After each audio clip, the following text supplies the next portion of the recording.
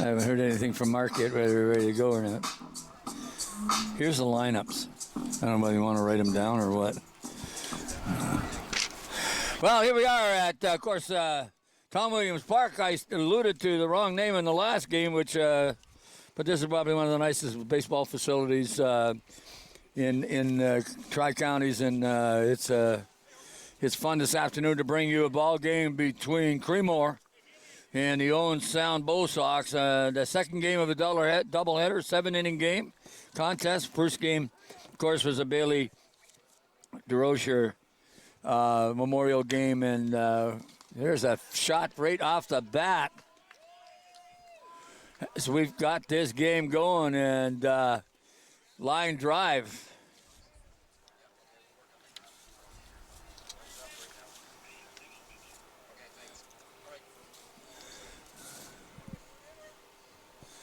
Line drive right at second base. There's another shot, going to try to get it back. Oh, he made the play. What an outstanding catch by the second baseman, and that's Brown. That was a great play, Gord. I mean, you couldn't have really drawn it up better. It looked like that ball was going to land perfectly in the spot in between the infield and the outfield, Gord, but it was a great play there by second base to be able to get the second out of the inning. That's Cole Brown at second base, and there's another shot. And center field, that should be Bartley, and that's an easy inning. 3 up, 3 down here early in the contest. Don't think you could have drawn it up any better, Gord. About 6, 7, maybe 8 pitches here in this top of the first for Owen Sound, and after playing game 1 here today, game 2 to start off that quick, I think is a good omen for this Owen Sound Baysox team. Oh, I think so too, because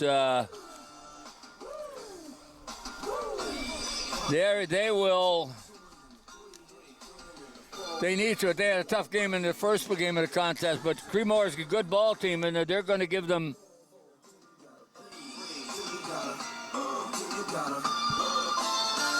everything that they can handle, but they started quick the last game and got 3 runs in the first inning, and see if they can do that right now. Yeah, another quick start for this Owen Sound team could be very advantageous because, again, you played already a game, you already went 7 full innings, and a good start in this one could give this team a really good opportunity at this one, because the longer this game goes on, the more and more you think that the tired arms and legs of these guys is going to start playing a big factor. Well, they've got some reserves in the lineup right now, so that's not going to bother them as much. But they still got some players that are. So we'll see what happens.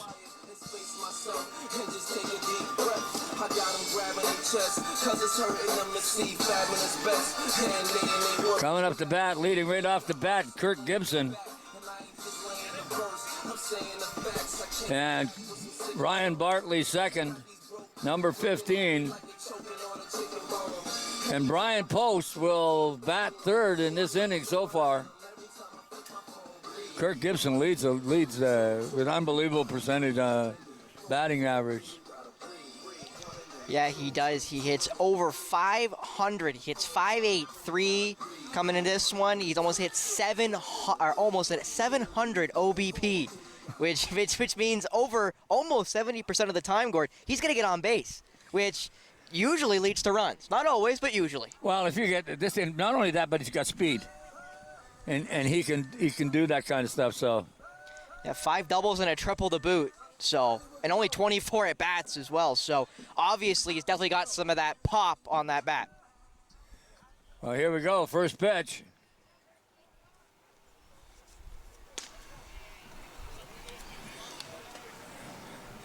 Matt Gill is the pitcher.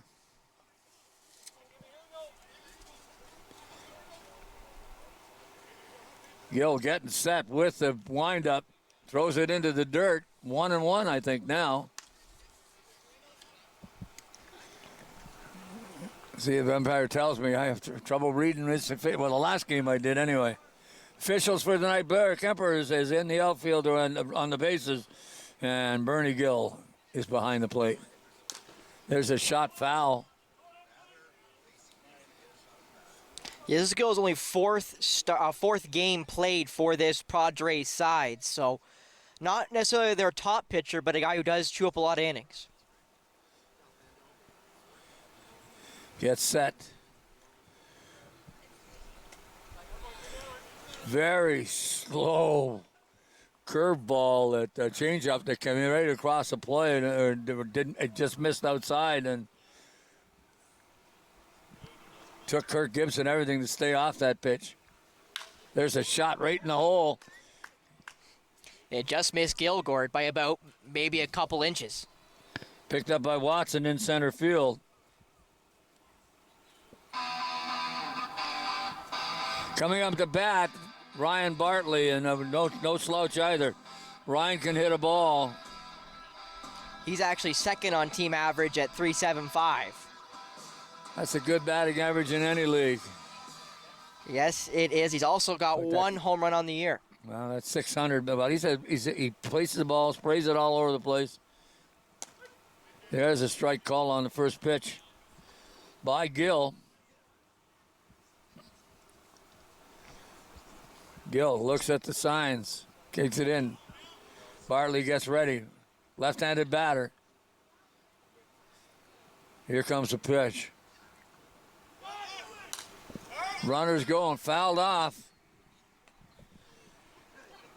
At least we got some protection over our head. Unless it goes through that screen, we're all right. So, yeah, thank goodness for that. But that one unlucky there for Gibson because he was hot to second base. Just unlucky there. That ball goes well foul. Well, the hit and run was on, or he was stealing one or the other, and they want to advance the runners and get them going. That's something they had trouble with in the first game. Is once they had that 3-run, there's the steal, fouled off again. Runners moving. Like I say, either the hit and run's on, or he's stealing it. But Bartley feels he can hit the ball, so if the ball's in his wheelhouse, he's going to go after it. And it depends. Don may have given him the green light but 2 strikes for sure. Set. Runner, big lead. Oh, I think that was a pitch out disguised as a slow curveball. Yeah, it definitely was well off the plate. Just give a chance for the catcher to try and make a play at second base if Gibson did end up going again. Mark Gibson at first. Shot. Good pitch outside. Had Bartley looking at it. Trying to mix this stuff up so get these hitters off balance. Here's the pitch. There's the shot that in center field. Looks like it's going to drop. Going to hit green. Gibbons just hung up it. And coming to the plate is Post. Brian Post's average is not necessarily as high as you'd would hope at only at a .243, but he's got 3 home runs, so got some pop regardless of the average, and with 2 guys on, not many more guys you'd want on up to bat. Well, long fly ball will move the runners over too, so there's a shot down in the hole.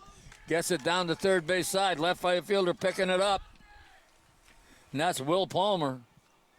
Just gets it into the infield, and now coming up to bat, number 43, Don Murray. Murray has the table set as he's got 3 runners to deal with. A little shot to the outfield. He's going to score a run early here in the first inning.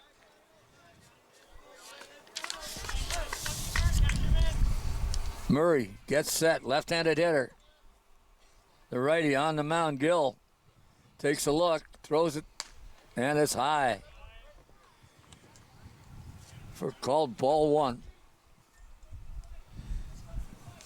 Definitely a lot more pitches in this inning for Creemore, so they're definitely looking for a double play ball here. Ball is low, gets behind in the count. Something else Gill struggled with so far, Gordy. He's been behind in basically every count so far here. Well, how long he will go in this game. This is just the first inning. This is bottom of 1. There's a strike call. You know, I think Don Murray was waiting on that one. Now you're going to see him swing on it. Not a full count, so he's not going to sit back on it, but anything close, he'll cut. Outside. That's 3 balls.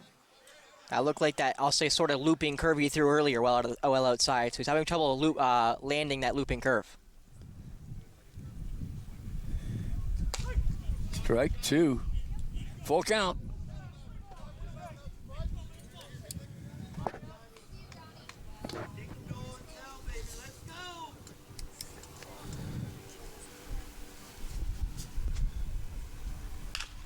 There's a shot to first base. Gonna go home with it.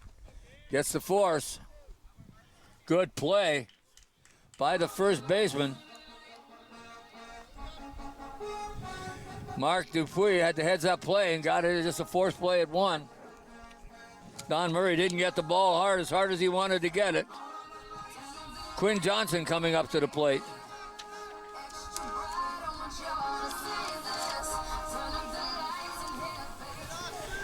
And Cole Brown on deck.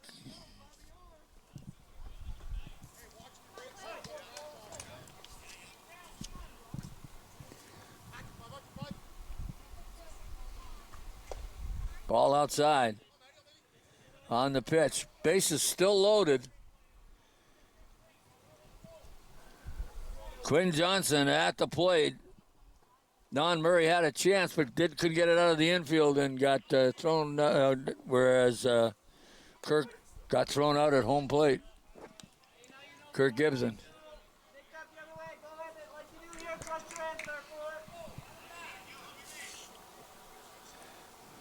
Johnson sets. Gill looking for a strike call. Here's the throw. There's a shot right up the middle. Bobbled the ball, gets 1. Is he going to get time for 2? Nope, safe. Run scores. And that scores a run, Gort, so the Baysox up early in this one. They do get the first run. Get a run in the bottom. Well, they got runners on base. You got to convert. And, got a runner at third now. 1 at first. But a good try to get that ball into play, and that was the second baseman, Jeff Aikett, and he had a chance and made a good throw to first base after he tagged the bag and tried to do the double play, but it was close. Good call by Blair Kempers, who's on the bases. There's a foul ball down the left side, going to go over the fence.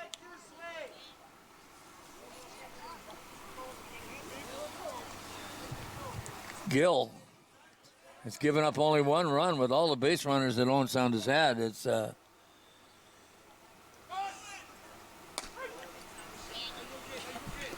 didn't even worry about Johnson there going to second base, so now it's runners on first and second, but still 2 out. Hey, Quinn wanted to get his uniform dirty. I think that's all. I've been in a ball game, Mom. She's not going to be happy that she has to do more laundry. Good steal, though. Outside. Count even at 2s. Pitcher looks, checks the signs. 2 are out. Strike 3, got him. But after the first inning, the Baysox get 1, and Creemore gave up an awful lot of base runners in that particular inning. Yeah, they did. Bases loaded, then guys at the corners.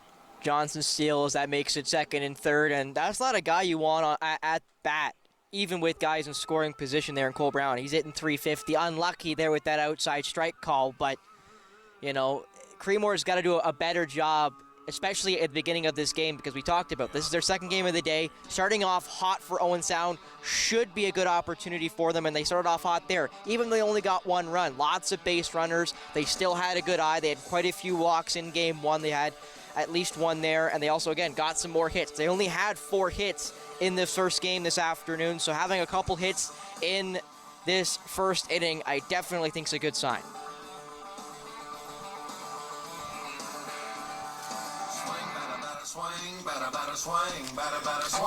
Checking out to see who is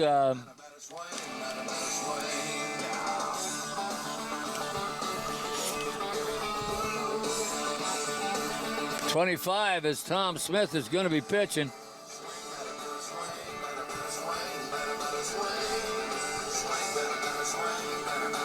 And he's got the most innings and games played of any Baysox pitcher. So we'll call him the ace for this Owen Sound side.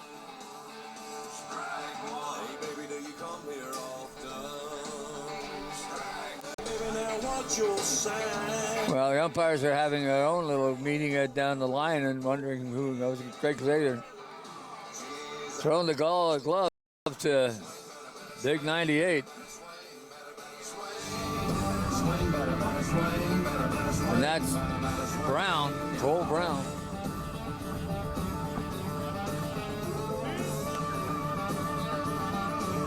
But, you know, as a coach, I would wonder why you would ever take Greg Slater out of the game. He's probably one of the best catchers that played this game. But then again, too, I'm not Don Bartley, who knows a lot more about baseball than I do, and also knows his players. But I certainly do admire Greg's skills. So.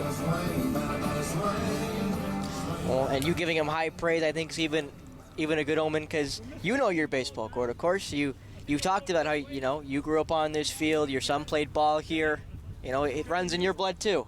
Oh, I love baseball. Like next to, well, it's football, hockey, baseball. But, I mean, it doesn't matter what order. I've always been a sports fan. And it's so pleased to see senior ball come back to Owen Sound. And thanks to Don and to Ryan Bartley, who have put this all together. Here's a pitch. Slice down the left field. Oh, nice play. Out in right field.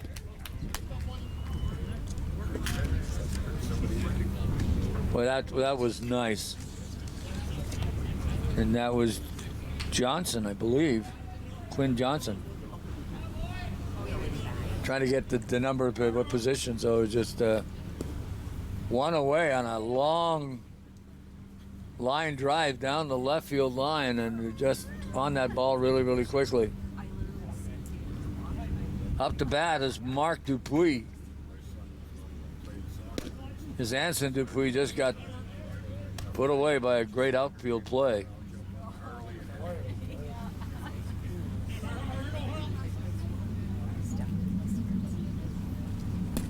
There's a shot inside. And catcher misses the ball. I don't know whether that's good or not. And of course, that's 98 Brown catching.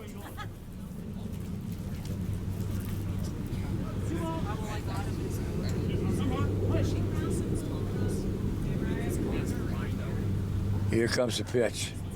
Setting up. Backs off the rubber. Smith. Trevor. Fair ball. Back to the pitcher. Throws it into first. Got two away. Swinging bunt, and that was a great play, though, by pitcher Trevor Smith. Because sometimes pitchers overthink it. Some pitchers have that problem making that play to first base. That was real nice. He caught it. He got it. Nice and calm. Kind of gather and then got rid of it in time to get the runner. Fly ball, center field. Bartley back on it. There it is.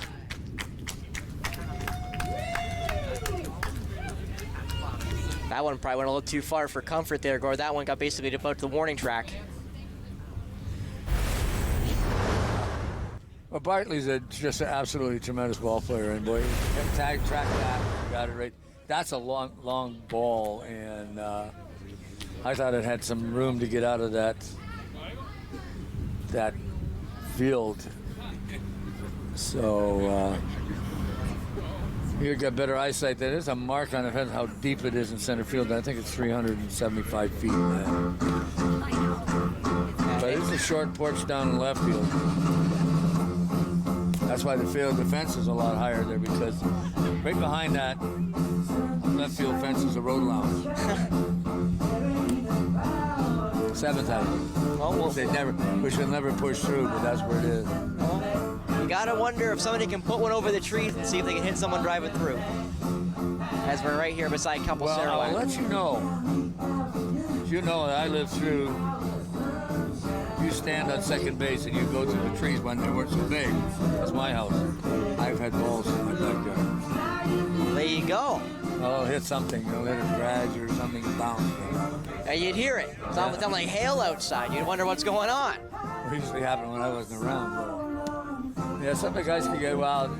Basically, it probably just hit the ground and it hit something and deflected and got there. But that's still a long hit. That's almost 600 feet. But that's a long way away. More like you rolled. It sure did go to the air. I'd hope not, or they shouldn't be here.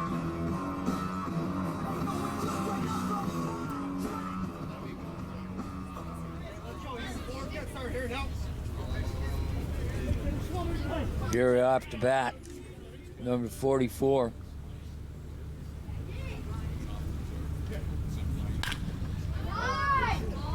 There's a shot, center field, caught in center field by Watson. Long ball. Van Cedar again got a hold of that one. That's the second straight shot we've seen to just about dead center field.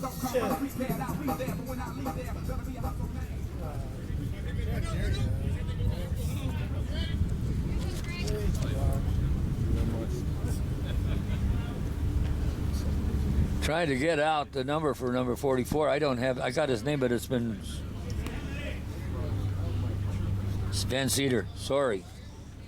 Van Cedar is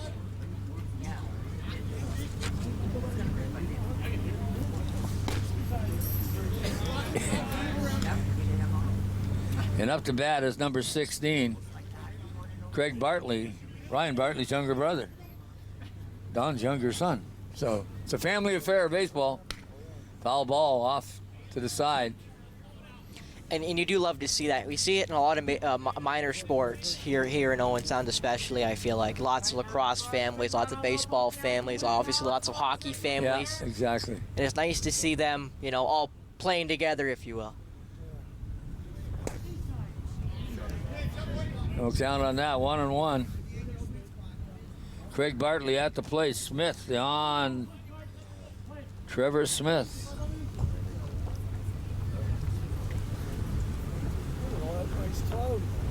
There's a down third base side, and it deflects. Doesn't have a play as it was off the third baseman, Hansen, Dupuis, and then stopped it short. Stopped by Eric Oser, but couldn't make the play as that ball was deflected. That's Greg Bartley's first hit of the year. And a good time to get it here again in the second part of a back-to-back. Well, I guess now we're going to see whether they're going to make these runners move. Coming up at the bat, Trevor Smith, the pitcher. Smith. Big number 25. Baysox, pitcher. Looked at that one. Oh, Bartley missed a chance to get to second base as that ball come off. The catcher. It's always tough to judge when you're on first base if the catcher's really lost possession of it, if he's lost sight of it. That's normally when you're able to get the free bag.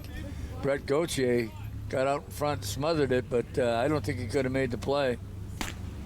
There's another pitch ball count.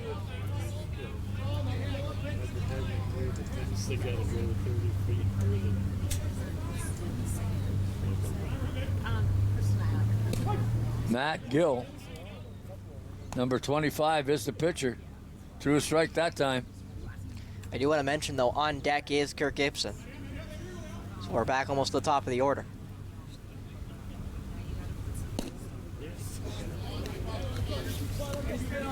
Well, they put a lot of runners on base in that first inning and only came up with one run and leading this contest 1-0 here at the top of the second inning. Fly ball. Oh, nice play out in left field. Try and track that down. That was Will Palmer. Boy, I tell you, he had trouble with that. And, of course, third baseman Anson Dupuis was heading back in the same situation. Boy, the left fielder Palmer has made 2 really good plays in this game. Yeah, he really tracked that one, too. He made a long run after that one to be able to make the play. And obviously, again, the sun is bright now. Almost no clouds in the sky, Gord. So that also will play a factor, you'd think, in fly balls if the sun gets in the player's eyes. Well, the game has changed. This afternoon we've got full sunshine, bright high sky, whereas the first game it was partial overcast and made it difficult to see the ball. But I think this also you're going to be looking almost directly into the sun in that outfield right now. So it gets worse in the evening though when you play here. And that's why the screens are up so you get blocks. Fly ball being dropped. I looking left field again.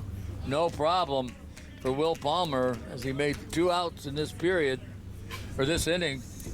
Just a little hockey references. The Stanley Cup was just over and Vegas beat Florida, which I was very pleased about because they did a number on my Leafs. So who doesn't nowadays, Gord? Who doesn't? Well, you know, back in 1967, way back when, I bet $5 on Toronto to beat Montreal and won it from my history teacher. Now, if I would have invested that $5, I would have been able to retire. But that's the last bet I won in the playoffs with Toronto in the Stanley Cup. So You almost got there. What would have been 93? Nope. Yeah, 93. Was 93? Gilmore. Yeah, that's the Gretzky thing. So Yes, it is. everybody talks about it. I don't. To me, it's just you got to win it with what's given to you, and they did. It was close. That's the closest they've got, which is really something when you think about the National Hockey League. And that's what we'll just do this briefly. Toronto has the second most Stanley Cups in the National Hockey League and haven't won since 1967. Now, Montreal has the most, and they haven't won since '93. So They're the last Canadian team to do it as well. yeah. So, but still, hockey is hockey. It was nice to see Vegas win it, and we got back to baseball here at Tom Williams Park here in Owen Sound in the afternoon. We have Owen Sound and Creemore, the Baysox against Creemore in North Dutford Baseball League. And Owen Sound sitting down around third from the bottom, but they have a pretty good ball team and just got to get on track in some areas. Leading this one, 1-0. Top of 3. Do 7 innings today because it was a doubleheader here on Rogers TV this afternoon. And Spencer and Gord, you're bringing you the game, and good to have Spencer aboard. Had some hockey a bit during the summer, a little bit of lacrosse, but always a treat to work with him on an afternoon game, and he's going to make his way in entertainment and the radio and television business at some point. And since you graduate from school this year, and as much as I enjoy working with you, I'm not giving you a graduation gift. I just want to let you know right off the bat. So I was banking on that, Gordon. I was banking can't on afford that. it. I'm retired. Here comes the pitch. A big swing by big number 4. He was looking for a little more dirt on that.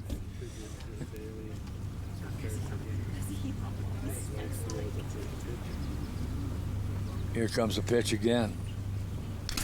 You know, we don't even have his right number. Oh, there he is, Jeff Aitken. So what am I talking about? That one caught Brown right in the mask, too, after I believe it was a foul tip. And I want to mention, Atkett is the number 1 player on this Creemore team. He's hitting just over 500 at 526 on the season so far. There's this pitch just a little low. 2 strikes, 1 ball. Aitken at the plate.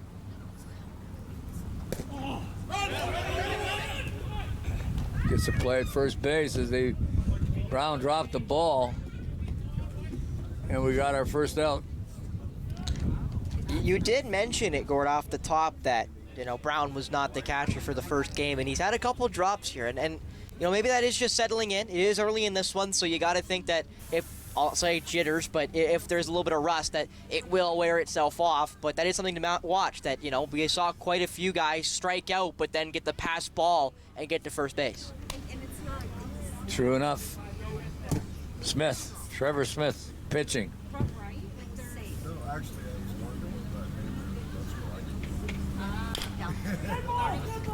Dead ball hit the plate, or behind the plate, actually. Good call by the umpire. Boy, Brown got out on that quick. He would have had to throw to first and...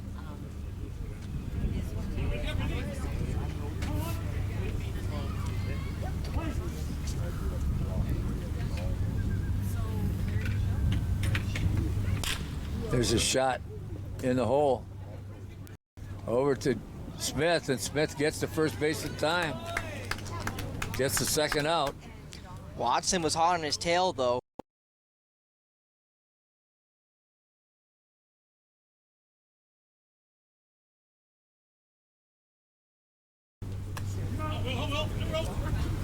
Will Palmer at the plate.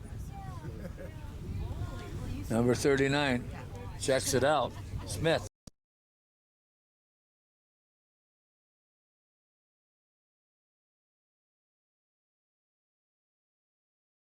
Strike one.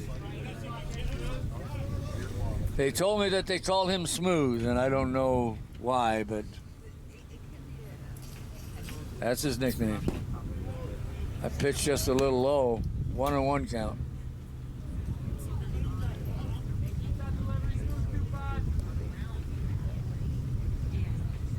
Well, I think we just heard it, Gord. They call him Smooth because of the smooth delivery. Ah, that's what it is. Another strike called. 2-1. One more pitch and strike three. Got him looking. Good pitch by Trevor Smith. Boy, that's a big one because now they get the offense back on the field and a couple nice plays. And Creemore's a good ball club. They're not going to sit back and wait for you either, so they're going to be aggressive.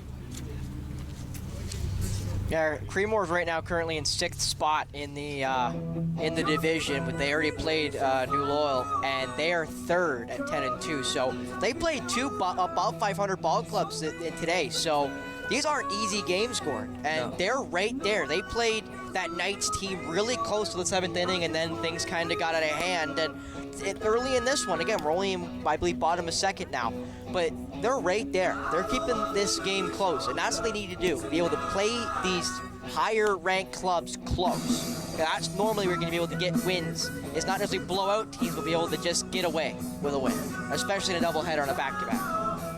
Well, I don't know how many games are left in the schedule or how many teams make the playoffs, but every game is critical now because right now you're going into July, and July's I think the regular schedule ends in July, and then they're looking at playoffs. So you got to take the wins when you can. I mean, what some of the guys were saying is that some of the thing is skill and everything, but watching these kids play this afternoon, it's there. It's a matter of just bringing it to fruition.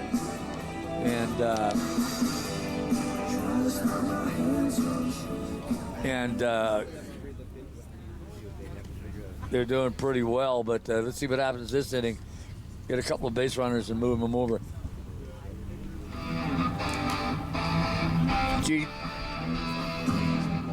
DJ Selkirk and I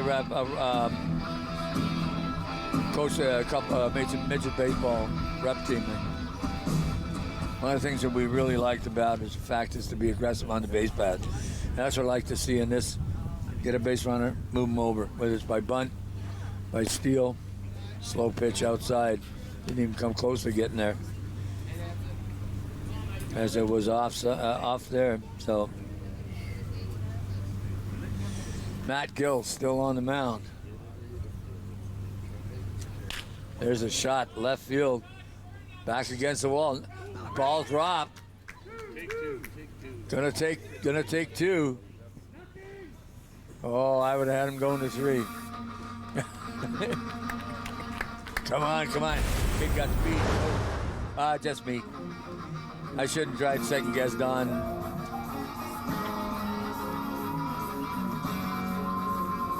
Bartley. Don Bartley has forgotten more baseball than I probably ever knew. So That was Ryan Bartley there with the double. I'm not sure if that would count as an error because that ball definitely hit his glove. Not sure if it counted an easy play or not, but advantageous for the Baysox nevertheless. To be honest with you, I don't think that was an error. I think that was a situation where the ball was hit extremely well, and for him even to get to that was something. And if he'd made the play, it would have been spectacular. So I would, as a scorekeeper, I wouldn't count that as an error. I call that a hit. Center fielder moving in on the ball on that shot.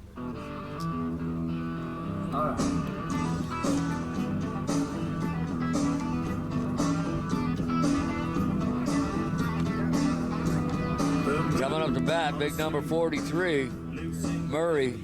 Brian Post got that ball to the outfield, but a good play by the center fielder, Watson. Don Murray has a runner at second. Ball, slow curveball, never got there. Nice block by the catcher, Brett Gauthier. All right, keep training, put a charge into one like you do here. Murray, bat, set, pitch, foul ball. Going to be in foul territory, going to be out of play. Bounces across the road. Somebody's got to go get it. We only got 3 balls. No, I'm just kidding. That's what it was, a minor ball rate. You had 2 really good balls that you used for the game.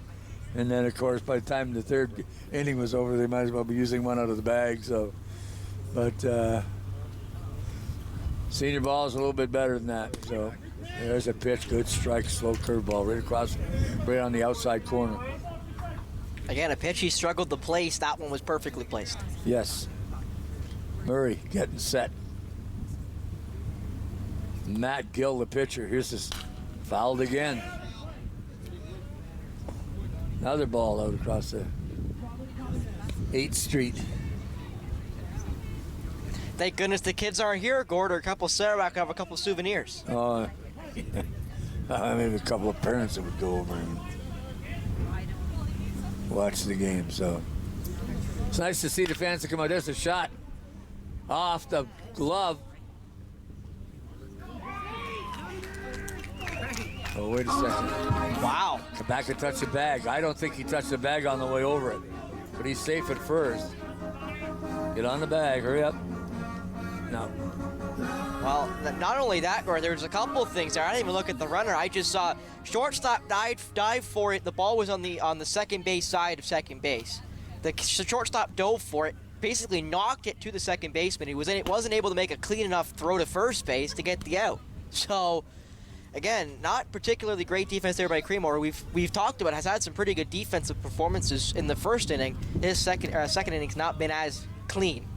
Well, that ball was pretty sharply hit too. So I mean, it was tough to corral. And there's a pitch inside. The Quinn Johnson just went around on and missed it completely. On deck, Cole Brown. Johnson, set, Gill. There's a shot down first base. Going to go to second. He's going to take the easy out. Runner moves over. Good play at first base. I believe that's Johnson's second ribby as well because he got the fielder's choice. And when the bases were juiced in the first inning, and there's another RBI for him there on the out, as now the Baysox get their second run of the night. Oh, we're out of balls. Well, there you go, Gord. We only have 3 balls. I guess you were right. Oh, they got him back. You're right without even knowing it. Good play by Dupuis. Just take the ball and take the easy out, go to one.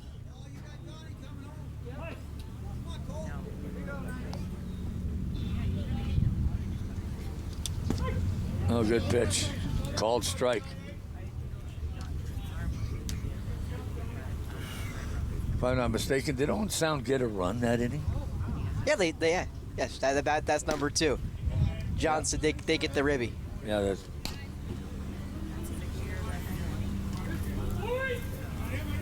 Murray at second base.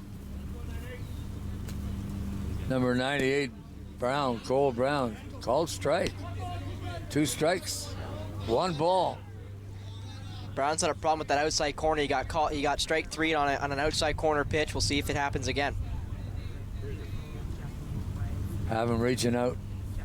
Strike 3, got him. Gonna make the throw, easy throw down to first base. And Dupuis grabs a hold of it. The inning is over, but the Owen Sound Baysox pick up a run that inning. A little bit smarter baseball, I think. Got the plays, got a couple breaks, got the ball deflected off the shortstop. And then yet, a great play by second baseman, Atkin, as he almost got the out that couldn't make a really great throw and ended up putting in dirt.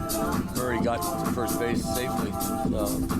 Yeah, that's kind of the unlucky situation. The second baseman would like to throw the ball a little bit better, and the first baseman, Dupuis, wants to catch that ball, wants to be able to take that ball out of the dirt. That's a skill that, you know, every first baseman loves to have, is be able to dig those balls out of the dirt. Something I'll say Vladimir Guerrero Jr. is great at. Something that he's made that transition from third to first for the Jays, for example, is being able to get that ball up even when that ball's a little too low for him. Well, the thing that really, really amazes me about baseball is, you know, you wouldn't think there'd be that much for an athlete of any caliber to switch positions, because you played them all at some point. It's not, you know, I understand more in hockey or football to change a position that you're not accustomed to. But in baseball, you've all played these positions at one point or another. Except me, I used to catch and play first base and occasionally third base, but only in a pinch because I didn't have the greatest arm. But you've all played them, so it should be hard to adapt to changing quickly. And I think Delgado's transition to first base was, but the only thing he didn't have to do is really throw hard. And then on top of it, they had an arm at first base that could make the plays, the throws otherwise too. So Brown taking a warm-up pitches from Smith. Here comes the umpire, going to clean off the dish. And we're going to get the 4th inning underway. I believe it's Mark. Owen Sound, Baysox leading this contest. Creemore 2-0. Here, top of 4.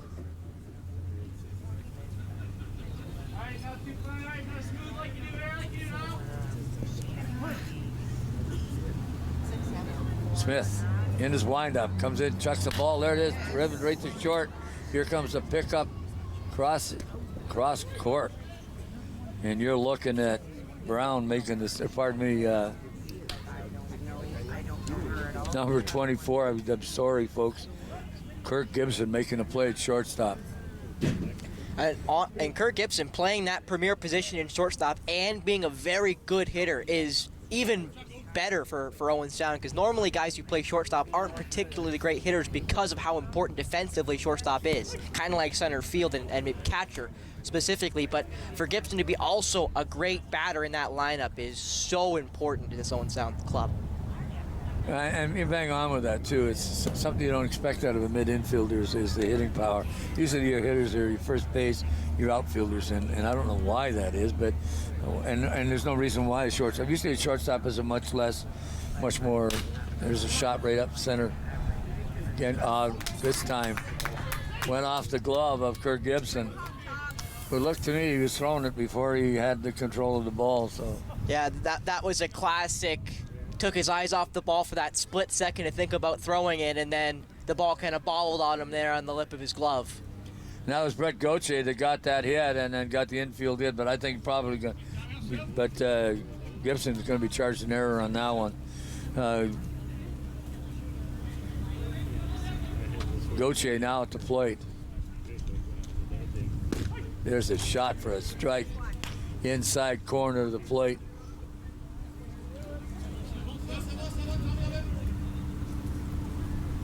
Smith again getting set, looking at the signals coming from Brown. And that throws it over to first base. Wants to keep that runner close. Post making a good stop so that ball didn't end up against the fence. It goes again.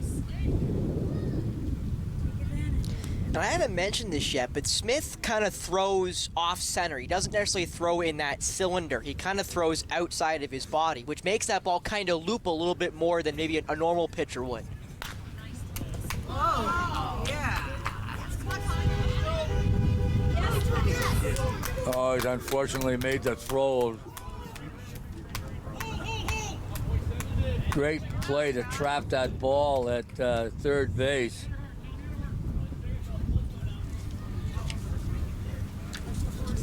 And of course, that big number 43, Don Murray, got up and threw it in the dirt. Unfortunately, Post couldn't squeeze it.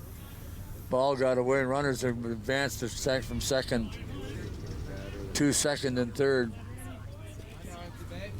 That is definitely unlucky because you mentioned that's a great play, and he was on the inside of that third base bag, so he had a real quick reaction at it. He was still able to get a glove onto it.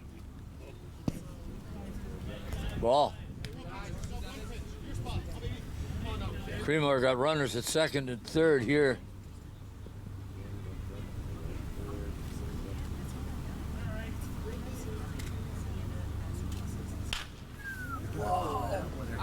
There's a shot right through center.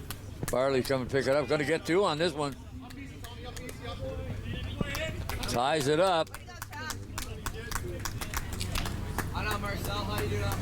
Nicely placed hit right through the center of the diamond, where Gibson couldn't get to it. I couldn't tell if Smith, the pitcher, got out of the way of it or if he could have made a play on it, but nevertheless, it got through straight basically up the gut. At the plate, Mark Dupuis.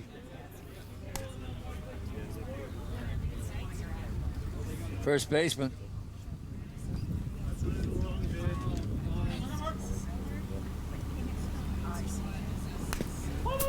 Foul tip, ball up against the screen.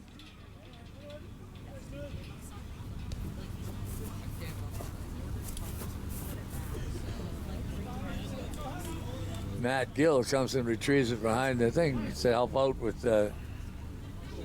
that's the on-deck guy's job. Dupuis drives it into left field quickly after that ball.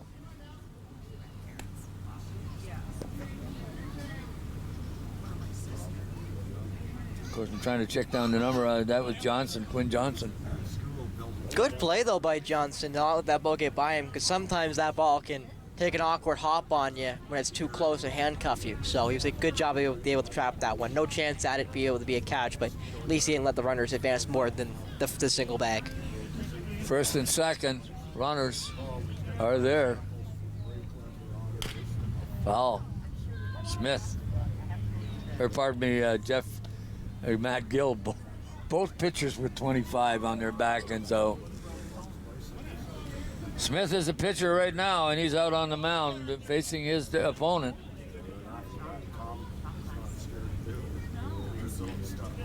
Smith.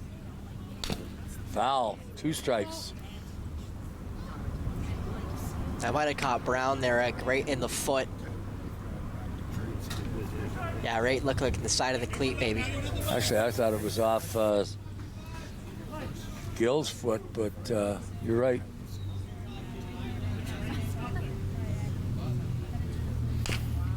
There's a shot down the first baseline. Gonna make the easy play. Is that the first out? I believe it is scored, which now means that there is no double play ball. So that means they got to be real careful here with any hit, because that could/should be able to score a run for Creemore and give themselves the first lead, their first lead of the night. Jeff Aikett at the plate. Runners on second and third. Already have got 2 runs in this inning. Fastball high and inside. Aikett looking down at the third base coach to see what he's going to do.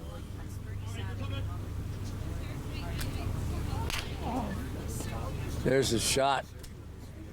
And just was like a swinging bunt, and that retires the side. Good play by Smith as he picked that ball up nice and smooth. Did it, took it, and made the play and stopped the bleeding, because it ended up being, gave up 2 runs that inning. And I don't know whether Smith had trouble getting the ball over the plate, but whether some just good hitting from Creemore. And they would say it's good hitting from Creemore, but the Baysox right now are tied 2-2 after 3. This is...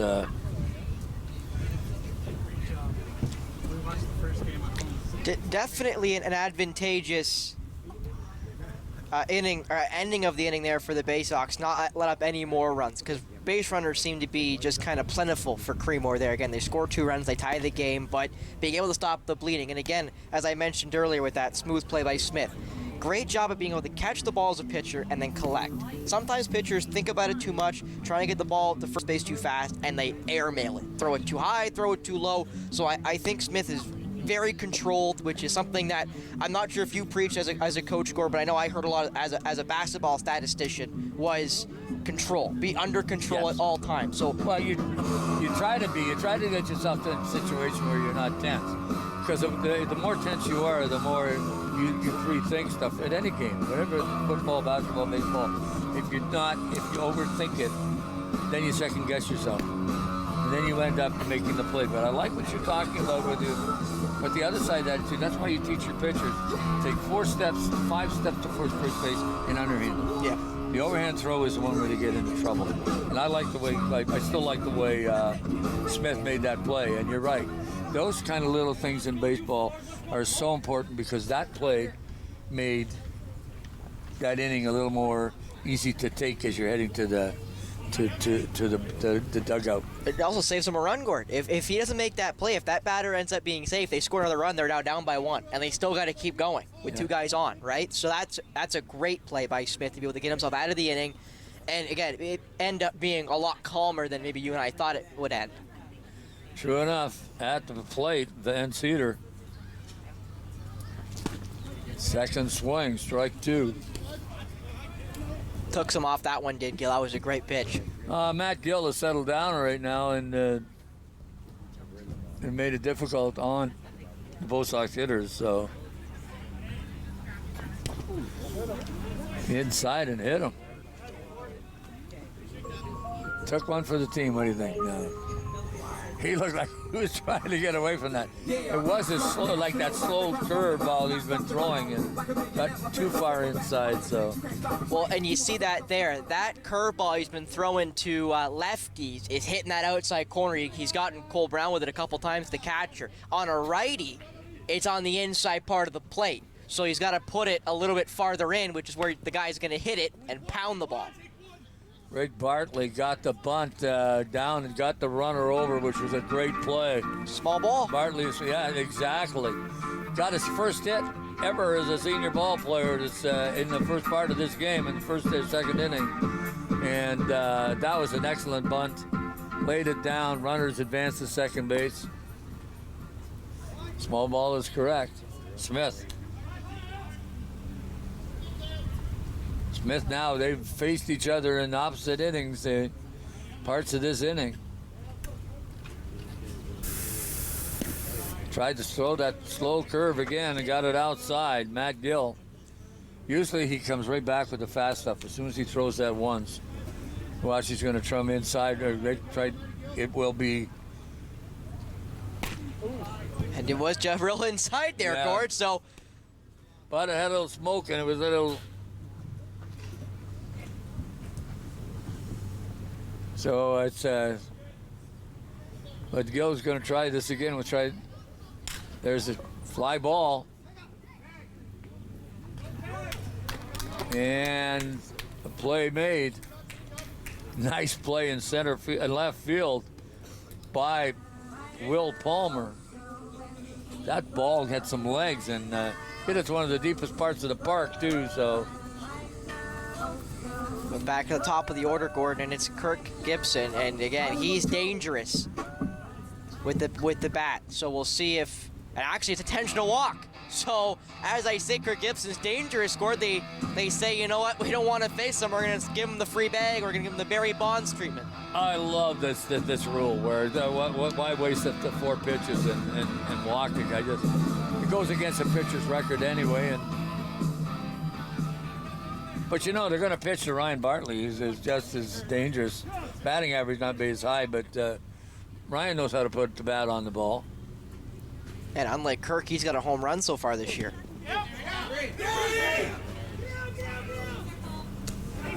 Oh, good steal out. The batters moved that.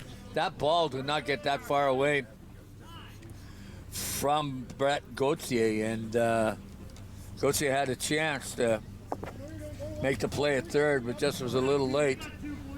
Both runners moving. 2 out. So anything it fouled off.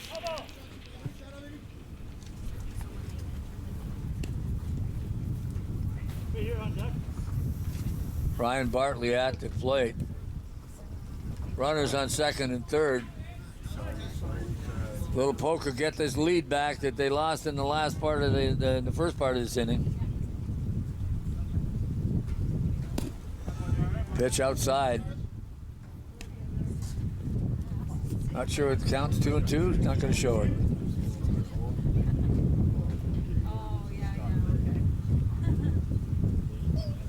Here comes the pitch. There's the shot deep into center field.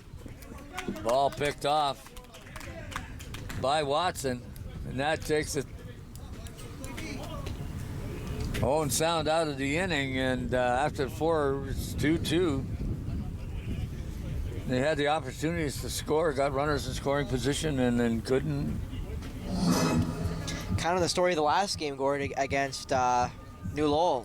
They just couldn't seem to get guys home. They had quite a few walks, quite a few times where they had guys on base, but just couldn't seem to clear the bags.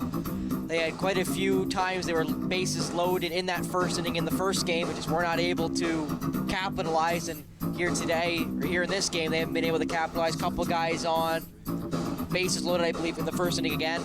So we'll see if Owen Sound can start capitalizing on on the risk with runners in scoring position, but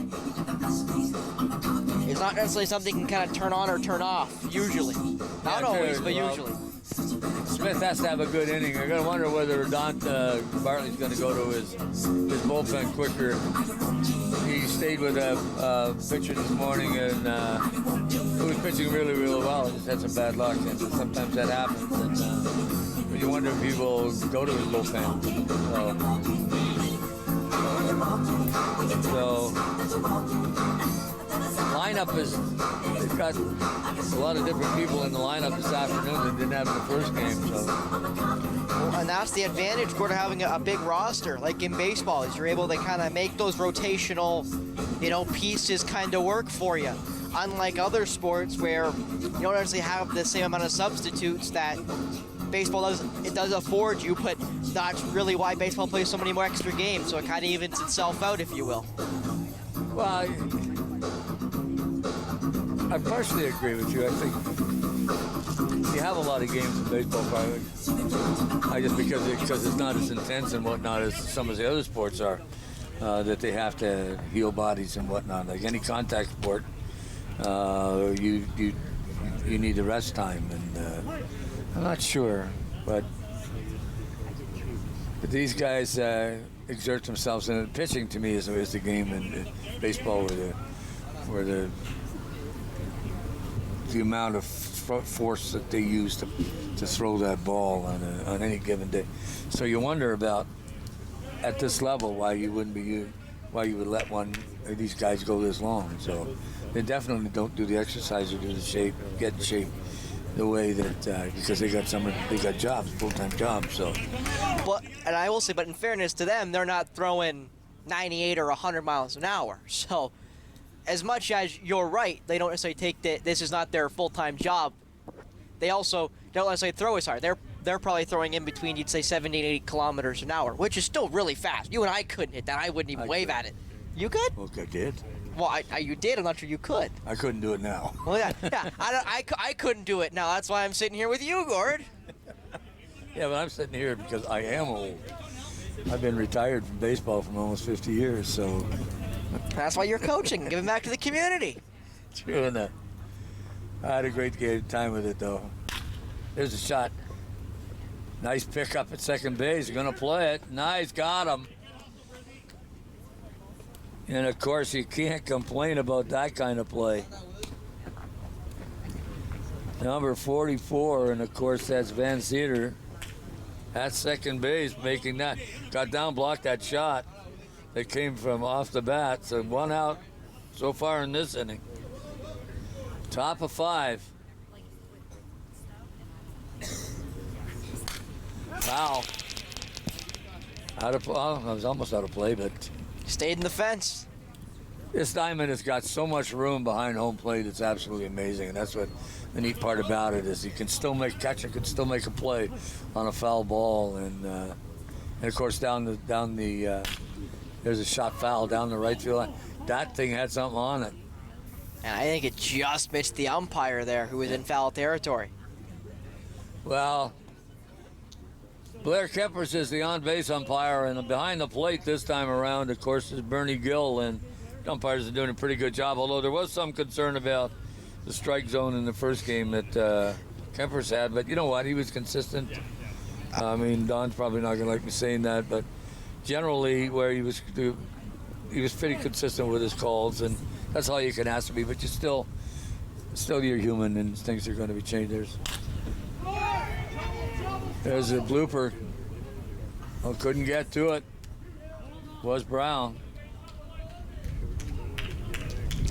Yeah, again, that got hit into basically the perfect spot in that triangle of center field, left field, and the shortstop who went after it there in Gibson. None of them made the play, and then Johnson kind of overran it, but was still able to get enough on the throw that there was only a single, but that is just unlucky there for the Baysox. That ball lands in the perfect Chris spot. Johnson just about got to that, too. Like, he got great speed in that outfield. And he's also looking to midday sun, too, and it's tough to track that ball.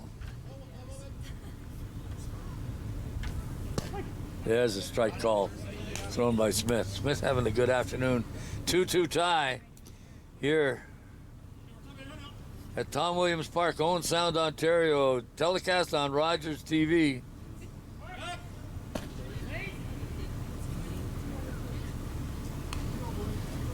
Trying to keep that runner close. Sometimes I wonder why they should ever do that, but you're not a pickoff guy. Well, the chances of that happening are very low. Somebody called time, I hope, because he balked. Yeah, and I'll be honest, Gord, I thought about that with all the pickoffs we saw in the first game. I was sitting behind you and DJ Selkirk, and I was like, I wonder if they're going to call a balk. I haven't seen one yet, but I know in the major leagues that's been something they've been trying to kind of harp on is the pitcher making sure they clear the rubber before they make any effort towards a bag. Well, they called time. I guess there's a shot going to get off. Oh, boy, that was a calamity of errors at that point. Van Cedar had trouble with that ground ball. And, you know, sometimes this field is not as flat and square as it should be. And that ball changed direction a bit on him when it got out there. And he could knock it down, but then still had the presence of mind to try to get the flow. Post made a nice job at first base blocking that, so they didn't lose anything more than the single. And a runner to second base. That's the first pass ball Runners have moved up.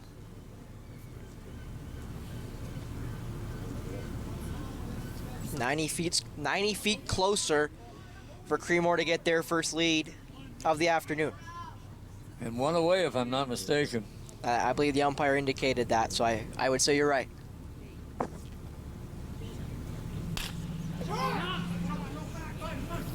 Getting back on that.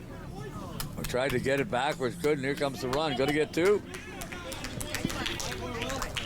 Going to run that in. But Creemore Just does got get the their one first lead. run, Creemore.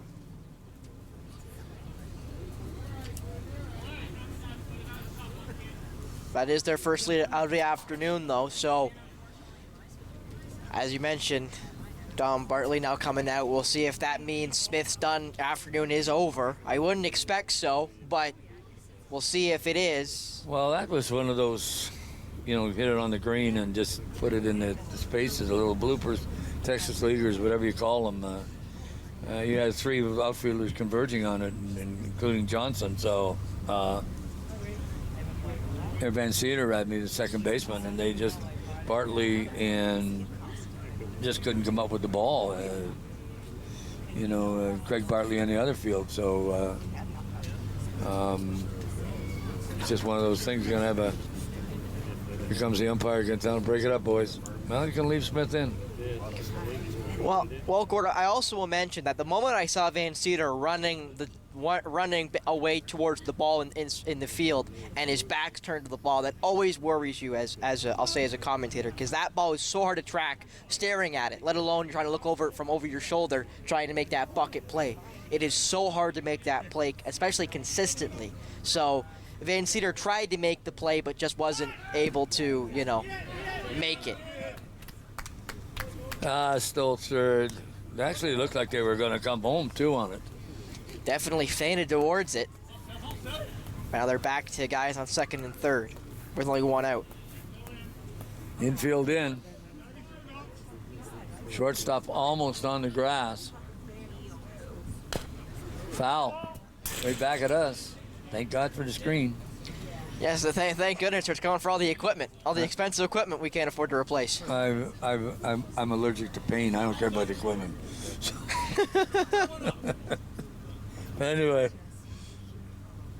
I wonder if it's a break it, you bought it policy. I'll have to ask the great Mark Perry behind us later. Oh, nice play.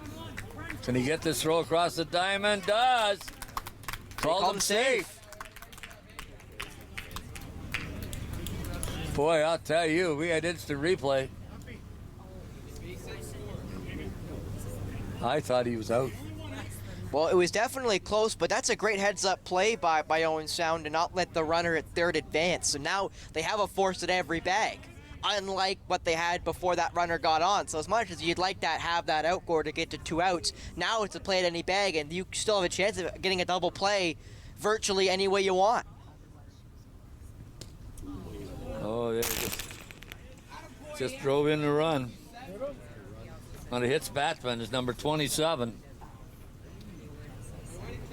Hanson Dupuis took one for the team and gets an RBI for that. Not sure that's the way you want to cash the RBI in, though, Gord. That's going to be a nice purple bruise tomorrow morning. Mark Dupuis at the plate right now. Bases are still loaded. Smith still pitching.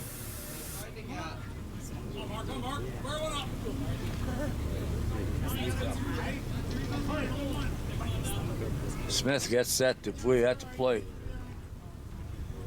Bases loaded. Swung around on that one. You can tell he was looking downtown. He was looking at that their scoreboard in just about left center field. Well, they should put ads on it. Well, they should.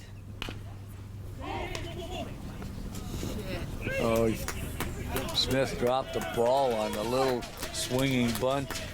Had a play at home base, and that's exactly what you were talking about earlier, was the fact is he was looking to make the play before he had control of the ball. Yeah, and that's a problem, Gord, that you try to make a play, but you're thinking as you're moving. So you're like, I'll say a wide receiver in football. You're looking at the ball, but you're thinking in your head, okay, I got to run and turn. So as you go to catch the ball, you're thinking about running, and that ball just hits your hands and falls. Yeah, and we also have a jack if you got a heavy duty player on your back, and this is with pressure. It doesn't matter what sport it is. If you overthink it, you're gonna. That was foul. Oh, it's safe at home. Oh, they cash in the run. You said foul tip. We'll see if Mark Perry can get us a replay and see if maybe you're right. It on the swing. I think we'll have a great view from that back camera there if that ball did end up hitting any amount of wood before it came through. But Creemore's added a couple extra runs here, Gord. I think that makes it 5-2 now. I didn't think it did then, because basically there isn't a player on Owen Sound that is complaining about that. So. It was mighty close, though. He did wave at it. Well, that pass ball took a runner off the bases. Strike call. And moved them all around, so now they're back to second and third. Creemore now has 4 or 5 runs. And picked them up in the last 2 innings. Low pitch. Smith wanted that call, though. He called the strike himself, so. 2 strikes and a ball. Smith wants out of this inning as fast as he can to stop the bleeding. Fly ball, left field. 2 away. We have a play, though.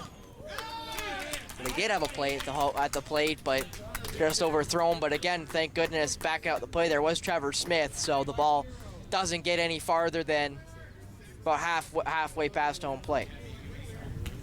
Because as you mentioned, this ballpark is the only ballpark that I think I know of in the area as a former softball player in Wyerton that has this big of a back behind home plate. Most of the ball diamonds I've played at specifically have the cage just about maybe 10 feet behind home plate, so you don't have a whole lot of space to let a pass ball get by.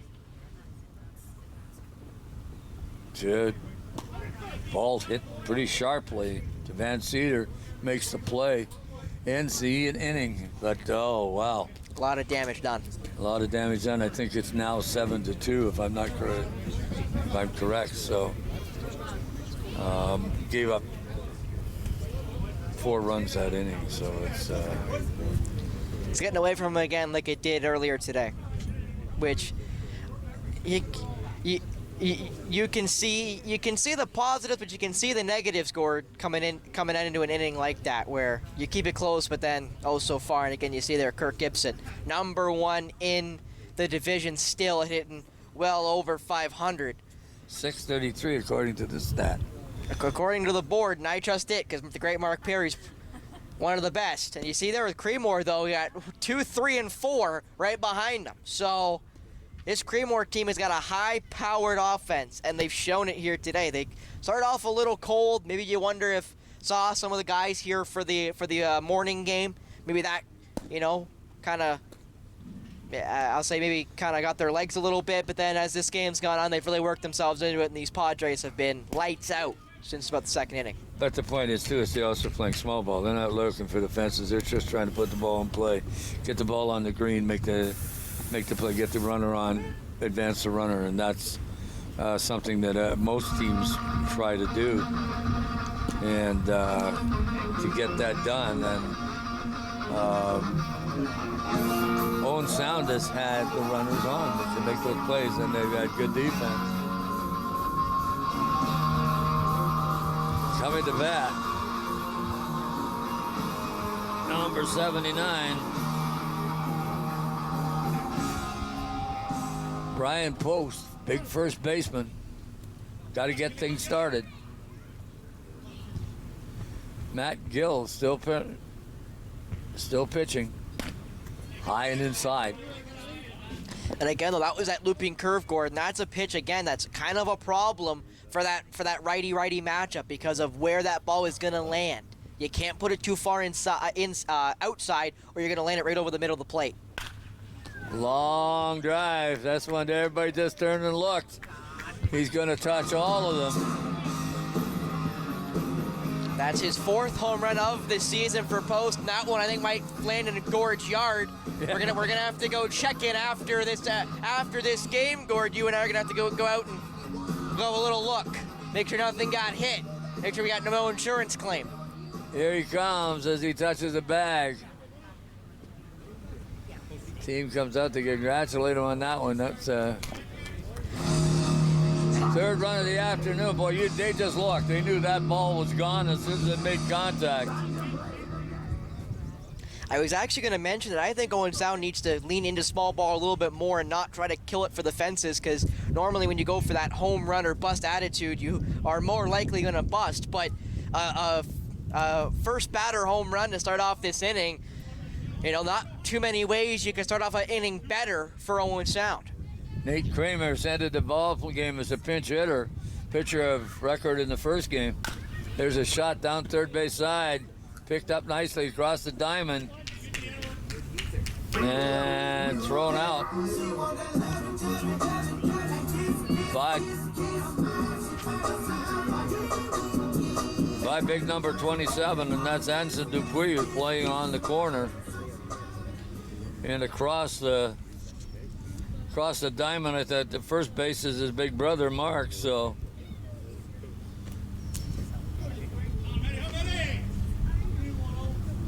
Coming to bat, Wilson. Another one of the backup pitchers here. Creemore, you said, pitched earlier today. Wilson on the sheet as a pitcher. Down the third line, base side. Third baseman picked it up, and of course that's Anson Dupuis. Second big play he's made to shut down Owen Sound in this inning. Brown coming up to the plate. Browns has some problems behind the dish. We'll see if he can make up for it a little bit here with the bat.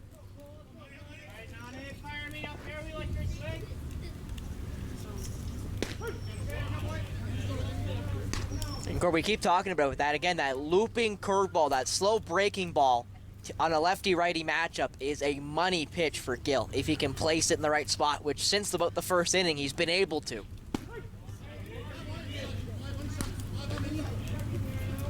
And Brown watches strike 2 as the Baysox need a lot more in this inning. Oh, they do. Ball is outside on the pitch. And I don't want to be Nostradamus, but I would say that you're probably going to go back to the outside curveball after that outside heater. Well, it wouldn't surprise me. There it is. And it just misscored. I don't know. I felt like that one was mighty close. It was on the outside corner, no doubt about it. And gonna feel a little hard done by getting that one called the ball. Fouled off.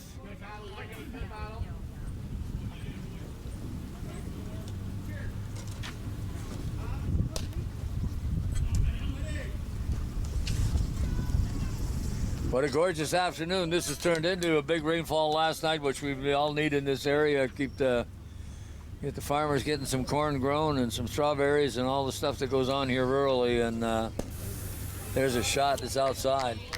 I know Mark Perry, again, our producer, wanted some rain today, but unlucky for him. We saw some brown clouds throughout the first game, so we wondered if it would end up raining. It definitely is not. It's clear skies now here in the Grey Bruce area. Upstairs, and it's a ball. And not to mention, it's turned into a great day for baseball.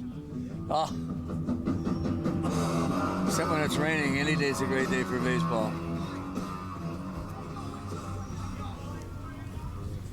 Just like the same state who goes to any day golfing is a good day too. Unless it's raining. Yes, unless it's raining.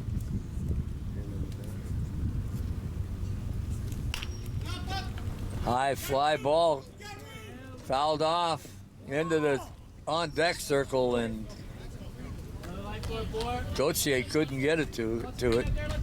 You could tell there that ball started moving in the air because he kind of ran out closer towards the fence, and I thought that ball would make its way into the street, but then it kind of came back on him, and he wasn't able to make the play. But the first baseman and the pitcher, Gill, there as well converged. So everyone thought they might have a beat on that ball, but no one seemingly able to get just close enough to Well, it. I was high enough that the wind had some, I think, held it up and brought it back in a bit, but because it is a westbound wind today, southwest, so.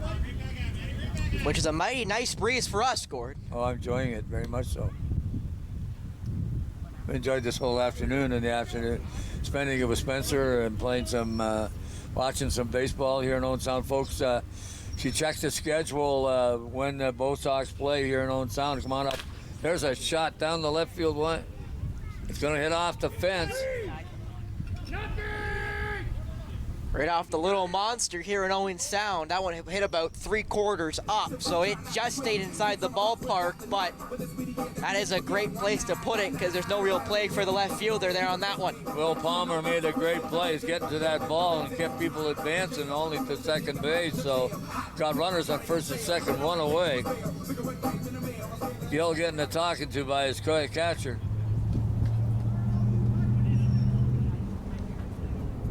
So you're watching that replay on Rogers, and I want to thank the crew this afternoon from being up here. Of course, Mark Perry, coming up and spending some time here up at the Ball Diamond and bringing this to you folks at home.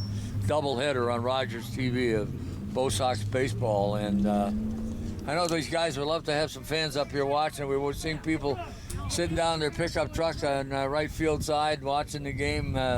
People watching the game underneath the trees in some shade. There's another shot down into left field, and on top of it is Palmer, and Palmer gets to it quick, just walks the ball in. 3 straight hits by the Baysox in this inning, and now you got to ask the question: how long are they going to go with Gill? Yeah, you do, and an even more curious move here for the Baysox is Trevor Smith's coming out to hit. And I believe there still is 2 out. Base is juiced right now for the Baysox, but they've got their pitcher, Trevor Smith, coming up the bat. So, got an even matchup. Down first base, gonna take the shot. And again, the Baysox could not convert when they had an opportunity. And when you load the bases up, and it's just one of those days when baseball gods aren't shining on them. It's not, I don't think it's particularly anybody's fault, but don't want to pick holes in anybody, but I think there is going to be a pitching change. I believe number 15, Ryan Bartley, is coming to the pitcher's mound. Yeah, he is. He's 3rd on the team in innings pitched. He will now be second in games played, however, so probably their quote-unquote reliever. Take me out to the ball game. Just trying to see who's going out to center field or to. It does look like Trevor Smith's going out to the field, so he'll be playing the center field. Arguably the 3rd most important position on the diamond, which is center field, depending on where you place catcher and shortstop defensively.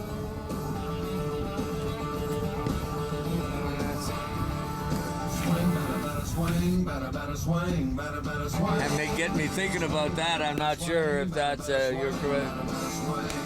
Never thought of it that way, as being the 3rd most important. I thought center field basically defensively calls it's like the quarterback. Basically runs the outfield. I think that's a pretty astute comment on your part. That there probably is I would say 2nd most important. So would you put him above the catcher or the shortstop? Above the shortstop. Shortstop? Well, you're hurting my heart there, Gord, because I was always the shortstop, because I always got to play the defensive positions, because I couldn't hit anything. I couldn't hit water, and I thought of a boat, but I had a good arm and a good glove, so I got the good defensive positions. I couldn't be biased because I was a catcher, but...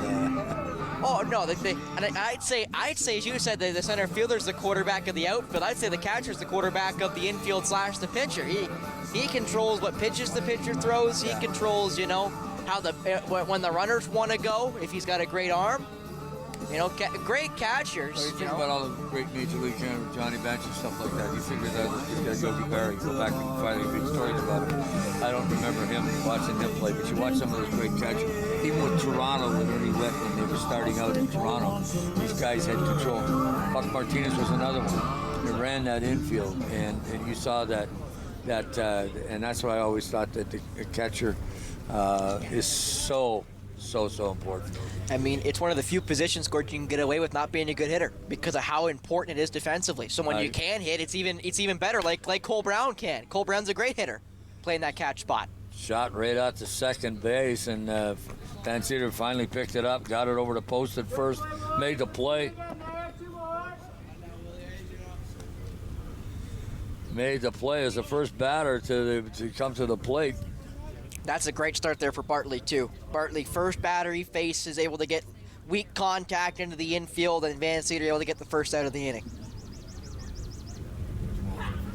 Curveball off the end of the bat, post. Just going to flip it to Bartley, going to first base. That's 2 out. 2 quick ones, too. 2, that's what they needed.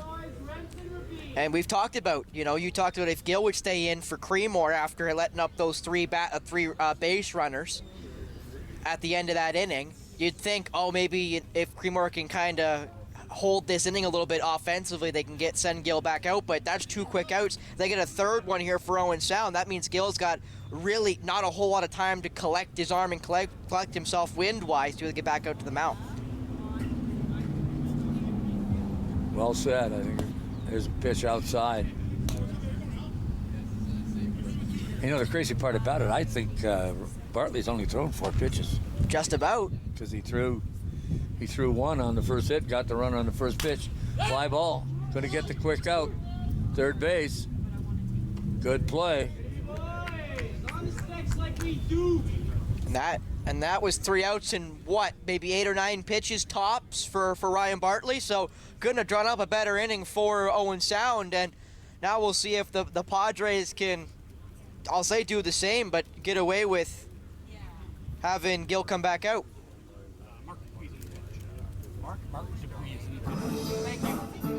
And actually, there you go. He's got the report. Mark Dupuis coming in. So as you mentioned, you didn't know if Gill was going to stay, and Gill's not going to stay. Coming out is their main pitcher. He was, I believe, playing first base earlier. As if the coach came over and told us here at the booth, and I was really pleased that he did that. So, and I believe that was Rob Perkins there for Creemore. So thank you, Rob. Thank you so much. Very much appreciated. Makes our job just that much easier, Gordon.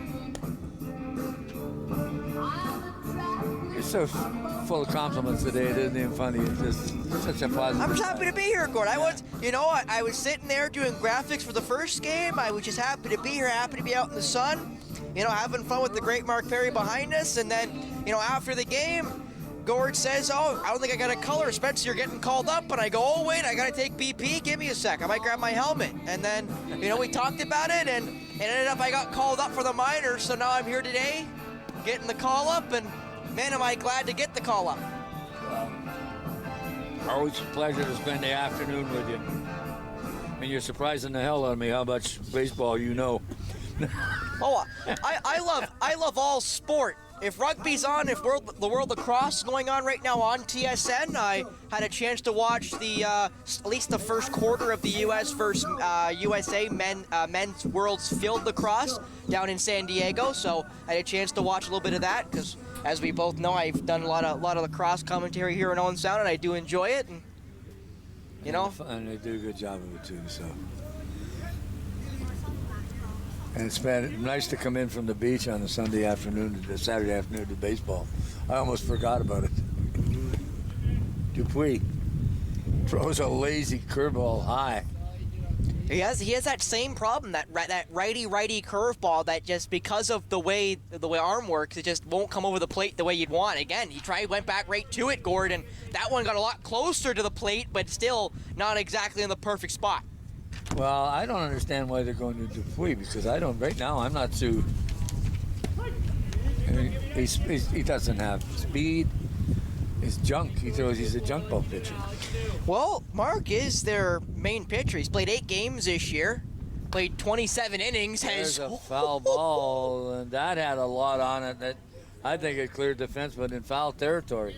Yeah, I thought I thought Gibson put that one back in your yard, Gord, but he just couldn't straighten her out. We'll see if he can put this one a little straighter. Now there's the shot out to center field. Nice play by the center fielder, and that's Watson. Done a nice job out there today. Made a couple, 2 or 3 really good plays. And coming up to bat, Ryan Bartley had a great inning on the mound in the last half of the last inning, and managed to shut down the offense of Creemore.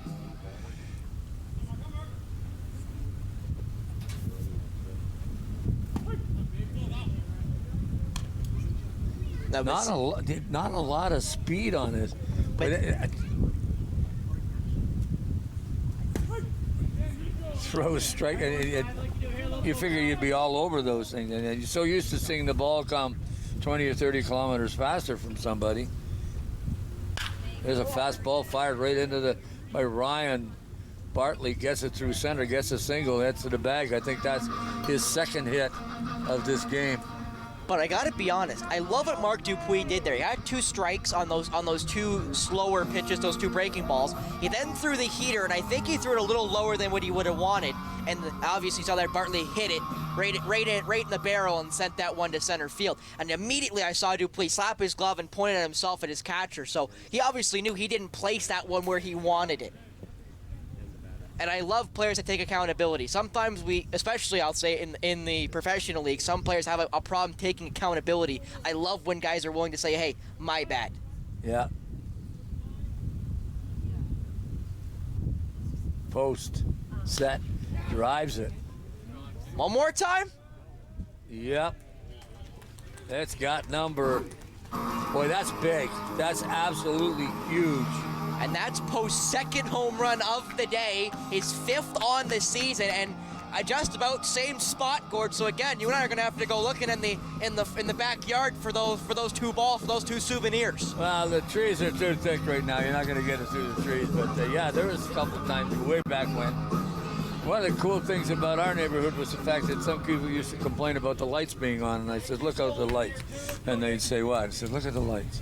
All the bugs from all over the area were in the lights. It was the greatest thing. You could sit in your backyard as long as the lights were on. No one would bug you. That's right, Creemore. Nate Creemore up to bat. Came in the last inning.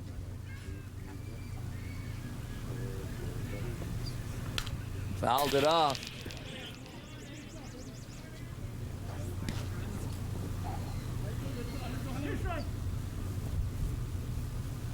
Quick 2-strike count though for Dupuis. There's another shot into the outfield. Looks like it's going to be able to be handled by Will Palmer, the left fielder, and he was looking up into the sun for that. And the sun right now is just about at 5 o'clock, and it's almost just above the backstop, and it's tough to see out there into that field. We used to have some minor tournaments out here, and we get a sunny day, and that sun would get to that angle. And at night games, when it starts to go down at 7 o'clock and it's right over the top of the school, you can't see anything. There's a shot to the shortstop. Picked up third baseman Dupuis. He gets it over to one, makes the play. And Creemore just gave up the 3 runs, but and I believe that now is 7-6, if I'm not mistaken. Well, and if it's not 7-6, it's still 7-5. Yeah. So it's right there for Owen Sound. And again, that's what we've talked about, early in the game, that Owen Sound has to keep the game close. And that was a big inning for them. They were able to get the home run on I believe the first batter. They're able to continue the inning and able to get around and get some more runs. So, it's very important that this Owen Sound team continue that momentum. The post, that was a great shot out over the left field wall, and that's quite a hit too when you think about it, because that fence is twice the height of the 5.5-foot fence, or that sits around the diamond that most people can lean on, a 5-foot fence, and then that fence is double that. That's a 10 to 12-foot fence in that corner. So. Like you say, it's Owen Sound's mini big wall, the green monster, and A lot of times guys hit a ball really, really well and catch that wall. In a lot of other ballparks would be out. So that's what's unique about this diamond. It's set up here. It's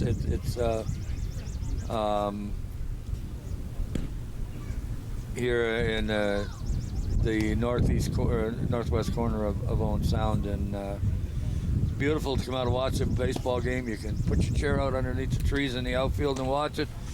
You can come and sit in the stands, or just come and watch. There's been a great number of people come out to watch the game, and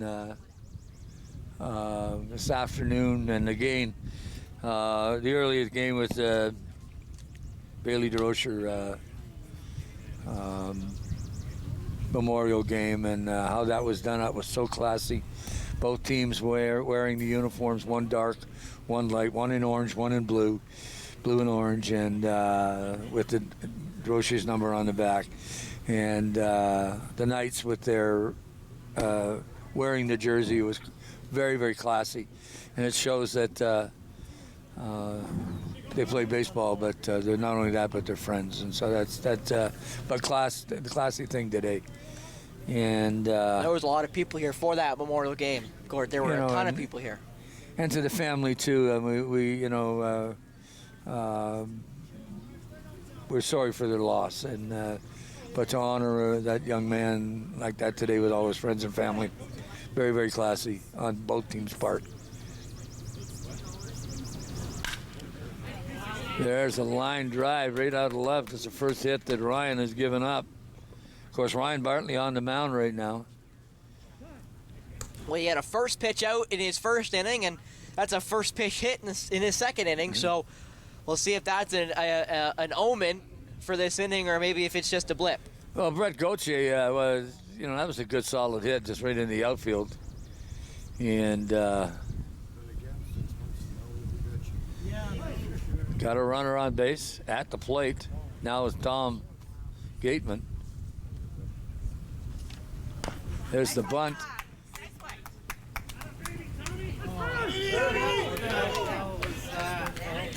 And that was almost a great play by the Baysox, trying to let that ball scoot foul there. Nate Creemore at third base tried to let that one go, but apparently it stayed fair as the home plate umpire made the call, so it's a free bag. Umpires, that was Bernie Gill, and he was right on top of that. He was halfway down the line, made the play, knew that was going to be close, and that was a smart play by the third baseman. And now it'll be a little pitcher-catcher conference, but, and that's a Creemore play, it looks great when it works, but when it doesn't work, Gord, you kind of look like you don't necessarily look the best, but I think consistently you'd win more battles than you lose if you let that ball go.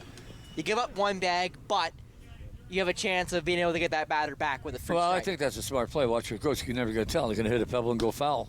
It's one of those crazy plays in baseball. Wait. And he was bang on and went over the bag, but it stayed fair. That was almost a power bunt. That ball only took about 2 hops and got over third base, so it wasn't necessarily a slow roller either. It had a little bit of heat on it for a bunt. There's bunt off the end of the bat. Dupuis shaking his head. He thought he should have had that. They're really playing small ball here, Gord. This Padre team obviously does not feel too comfortable with their very slim lead right now. They're trying to bunt guys over. They were able to bunt and get on base with the last batter. They were trying to bunt the guys over again to get them in second and third position.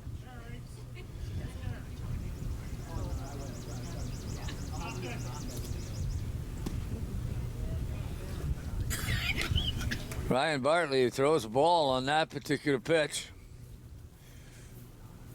Runner on first. None out. Dupuis at the plate.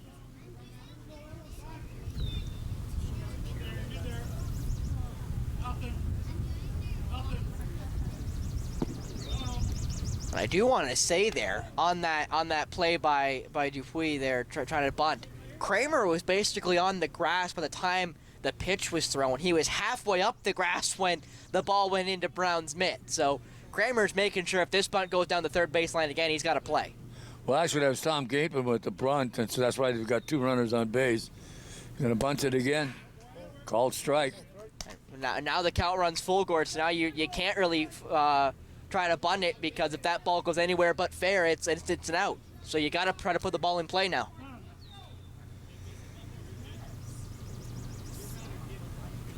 Do not want to give up another base runner. Got runners at first and second. Nobody out. They got to get Dupuis. Fly ball out of play down the left field line.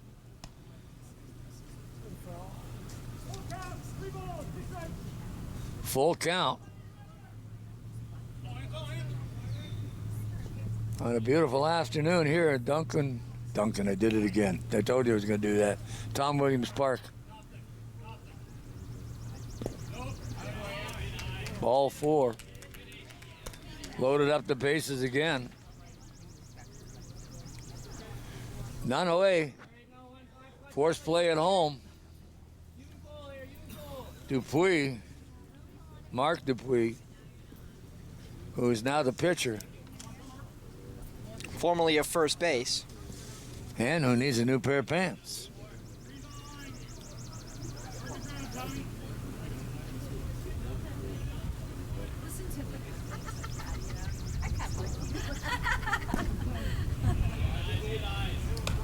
Ball called on that. I thought that looked like a good strike to me, but of course my angle is a little bit different than home plate umpire Gill.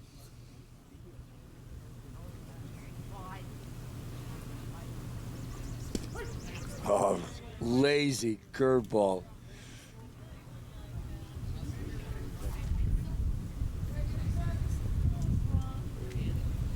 Now, since I'm not as well versed in baseball, that's what's curveball, but sometimes I still have a difficulty in telling. There's a bunt, beautiful play. Is he going to get one? Nope. Oh, what a nice play. What a surprise. Nobody expected that bunt. And not only that, it was a steal bunt. It was a hit and run bunt there to try to get the guy home.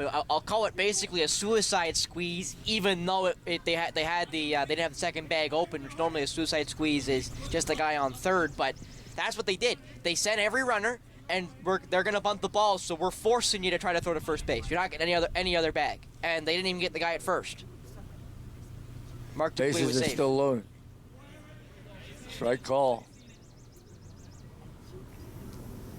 We'll see if they do it again, Gord, because it worked. Well, it worked the first time. We'll see if they try it a second time. Well, that was just a classic bunt. You're right, though. To me, that's a suicide squeeze because they're bunting the ball, and they got a force place at home plate. You don't have to tag them. Don't have to do anything. That, in the sense, is all he has to do is make the play but they couldn't get to the ball. It was so strategically placed between pitcher and third base that it was an infield hit. It was beautifully done.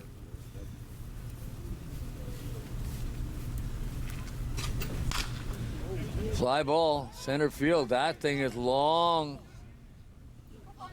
It was right in the Off gap. the wall, in the gap. 2 runs scored. In came Dupuis and Tom Gateman. Tom Gateman, of course, is from Owen Sound, if I'm not mistaken. And we get time called is Bartley is taking that slow walk out to. I remember one time walking out to the mound and everything else like that, and the game was going. Went out just to, how's things going? What are you doing after the game? You know, are you feeling cool? Yeah, no problem. Okay, get this guy out and walk away. And primarily, sometimes it's just a trip to the mound, is just to settle somebody down more so than worry about taking them out, unless you're going to do it twice in the same inning. And it looks like Bartley is coming out. So He's coming right out of the game. Yeah, Bartley is going to be, looks like, done for the afternoon. And I'm trying to tell who's coming in there, Gord. I got to take I can't assume it's going to be, it won't be Creemore. So I'm trying to take a look here at the number of the new pitcher for the Baysox. 10? Looks to be 10. And it is Waylon Wilson coming in. He's pitched 3 games so far this year, only 2 1/3 innings. So he's not exactly as experienced maybe as Bartley or as Creemore we saw earlier today, or even Trevor Smith respectively, but eventually you got to get to these reliever arms, and Waylon Wilson's probably their top reliever. And I do want to mention thank you to home plate umpire who gave me the number. I couldn't tell if it was a 10 or what exactly I knew it was a 1. I just didn't know if it was a 0 or a 9 from my angle, and it is a 0. I thought it was 19. I'm looking over here for 19. I also thought it was 19. So yeah, there wasn't. As long as both our glasses couldn't tell that was a 0, I feel a little better about myself. Yeah, but I'm getting to the point I need a seeing eye dog with a harness. Some days I wonder. So, actually, it's more reading than anything else. But he gets it up to you. But well, see, Gord, I have a perfect remedy for that. I just can't read, so it makes no difference. It makes no difference. And you're going to be a communicator. Well, no. Hey, reading's got nothing to do with being able to speak. I had great linguistics because I couldn't read. I had to choose one in my head, so I chose speaking over writing. And that was 4-year-old me, by the way, so blame him. Oh, I tell you, getting warmed up. It's a tough place to come into the ballgame, too, because this is a close game. And Creemore, Owen Sound has played well in this game, and they've got the bats going to a certain degree, have got 5 runs, and then pitching seems to they've had some bad luck, and gave up that big inning with all those runs. It was tough to come back, and now they're just giving up 2 more. Yeah, it seems like swing and a miss. It seems like kind of the opposite of the last game, Gord, where they kept it so close till the 7th inning, and then kind of the wheels fell off. But that was a great pitching duel, and they weren't able to get enough run support. Now they have 5 or 6 runs and just haven't been able to keep the scoreboard. Haven't been able to keep these Creemore Padres off the scoreboard. Fly ball, foul, down the right field line.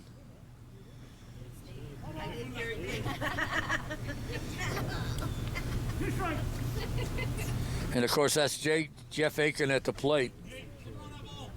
And he's their top hitter. Top 5 in the league. Not only top on his team and top 5 in the league. Well, the shot right at second base, couldn't off the end of his glove. Van Cedar tried to make the play. 2 more runs come in. Well, that at least clears the bases for Owen Sound. Obviously, they'd rather not have the runs on the scoreboard, but now they at least have a chance to basically have a clean slate with only 1 guy on. Well,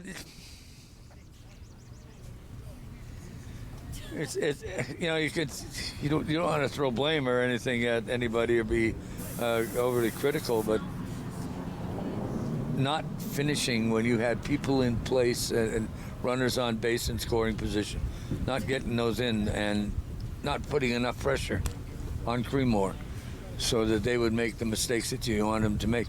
But they've got 3 of the top 4 hitters in this division, and so they're a hard team to stop. There's another one just driven right down the pipe, and now they got 2 more runners again. I'm not even sure how many out now. If they've got 1, I think it's only 1. I'm not sure Bartlett got 1, and I know Waylon Wilson, who just came in, doesn't have 1 yet. So it honestly still could be 0 out, Gord, which, again, just adds to the drama here for Owen Sound that they've got no out and still guys on bag and still allowing, I believe it's 4 runs in this inning alone. That's tough, too. That's tough to keep yourself focused when that kind of stuff is going on, too. There's a strike call. Wade Wilson is now pitcher.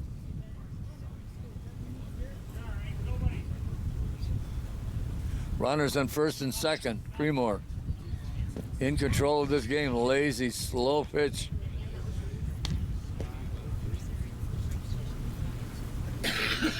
Managed to stay off. It was Palmer, who's had a really good game in left field. And he fouled that off, too, as he got a tip, but that ball on the just came off the bat. And you mentioned it earlier there, Gord, that, you thought a pitch got fouled back that went right back to that fence that beat Brown. That one was obviously a foul tip, so lucky again for Brown that ball was able to get by him, but have the foul tip. Got him. Strike 3. Talk about a confidence booster there, Gord. Strike out looking. For Wilson, only his 5th K on the year. Eric Oser comes back to the plate. Number 15. He's the shortstop.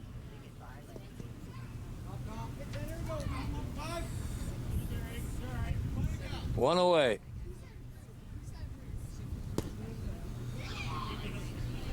All those runs and only 1 out. So, but they have the opportunity for a double play because runners on first and second.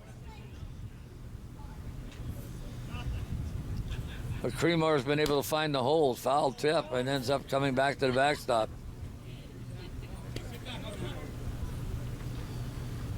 But in this Creemore team just picking holes in the diamond, and not because they're such a, but between first and second, between short and second, just been able to get that bat on it and not playing huge, not playing long ball like Owen Sound has.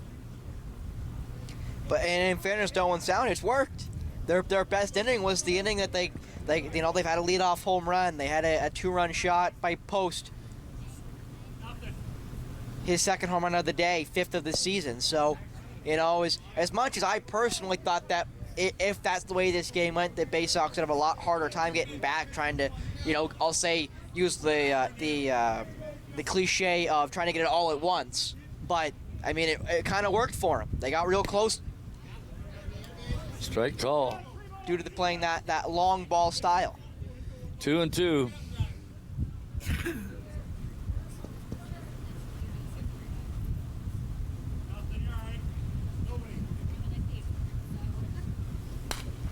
All ball goes back to the backstop.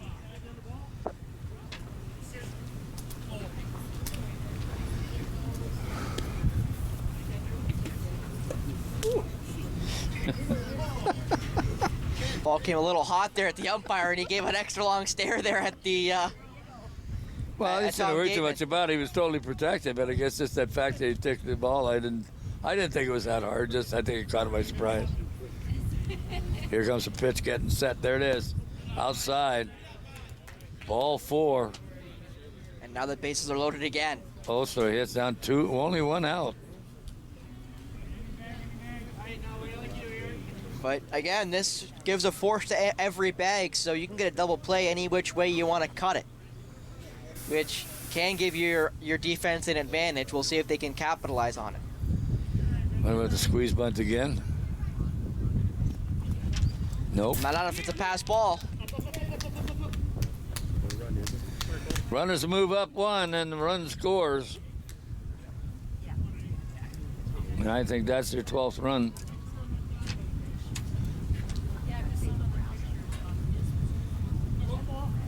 Those are the runs that you hate. You hate to give away those kind of things. Doesn't matter what level of baseball it's at, whether it's minor, peewee, or there's a shot going to go to second base. Going to get the easy out at 1. Now we have 2 out. Another run crosses the plate. A lot of headroom now for this Creemore Padres team.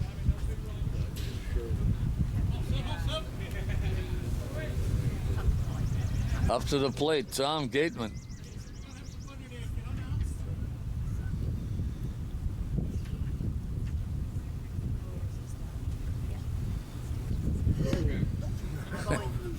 That was one of those slow curveballs we talked about all day. It looked went right over his head. So, and again, but that's that righty-righty matchup. When I'll use the it's lefty-lefty, righty-righty, and on the righty-righty with that curveball, with the way it loops, it's got a very good chance. Shot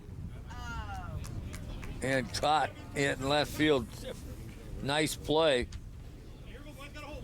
And they finally get out of it, Gord. Yes, they do. And now we're heading to the bottom of the 6th.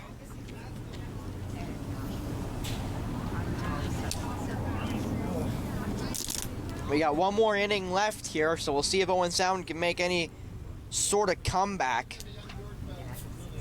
Todd Brown was the outfielder that made that save, but I'm pretty sure that catch number 3. And basically hit right at him, but boy, that sunlight, he was fighting it. You could see that, so it was a great play. Back out comes Mark Dupuis.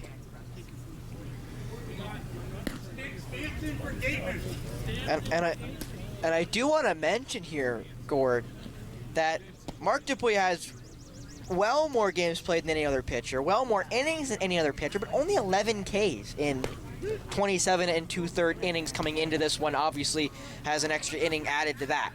So as you mentioned, with not having that power stuff, that's obviously not his game. He's not a strikeout guy. He's not going to try to beat the batter with I'll say with the fastball, with the heat. It's going to be trying to get low ground balls, try to be a ground ball style pitcher that, you know, I'll say is kind of gone to the wayside in Major League Baseball, but at this level, I say it's still a very good way to play, is try to play that ground ball type of game. As a catcher, I would say he's throwing junk. He throws slow pitches, almost similar to knuckleballs. He doesn't really have he has a fastball. And when the pitches change the speed, that was fouled. McNeil fouled that off primarily because of the speed. And that's what he does. He puts it, they put it in play, and they run her out at first base. Talk about strikeouts, you know, that's where your defensive guys come into play. That's where your first base and shortstop know where this guy's going to throw. So, but he throws that odd speed stuff. So guys are not getting the bat on it as fully as possible. You watch McNeil. And he overswung on the first one, and he just did because of the speed of the ball, not because he's inept. It's all of a sudden you're expecting it to come at 60, 70, 80 kilometers an hour, and all you got to do is watch it. This guy throws junk. But he can throw curveballs, and he can throw stuff that aren't fast. And it's really and that's why he's so effective. Then every once in a while he'll throw one like that's got a little more juice to it, and but that's the one thing I've noticed over the last couple of innings he's pitched. So you watch the play at third base, the ball gets smacked down to third base.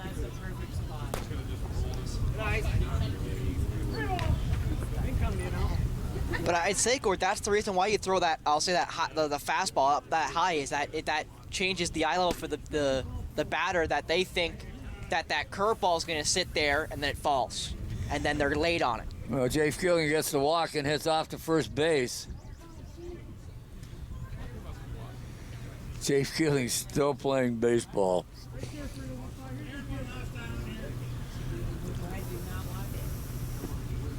Jafe is about the same age as my oldest son, which is about 40, so I give him maybe 39.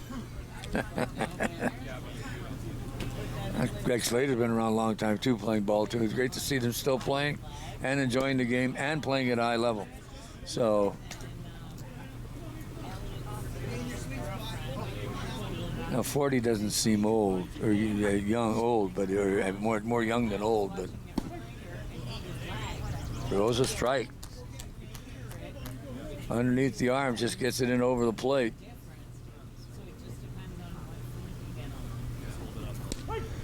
Craig Bartley. And he was not happy about that strike call. He basically walked into the box on that, I'll say curveball, but on that pitch. There's a shot going to land in play. Heading out to right field, Will Palmer will pick that up. Runners at first and second. And talk about a perfect placement, Gord. That ball landed directly in the middle of that shortstop and third baseman who weren't able to converge and make the play, as a diving shortstop just missed it. Coming up to the play is Nick Rudolph. Nick Rudolph at the plate. This is his first at-bat of the year, Gord. Sorry to interrupt you, but it's his first at-bat, so we'll see what he can do. Ball is outside. Good save by Gauthier.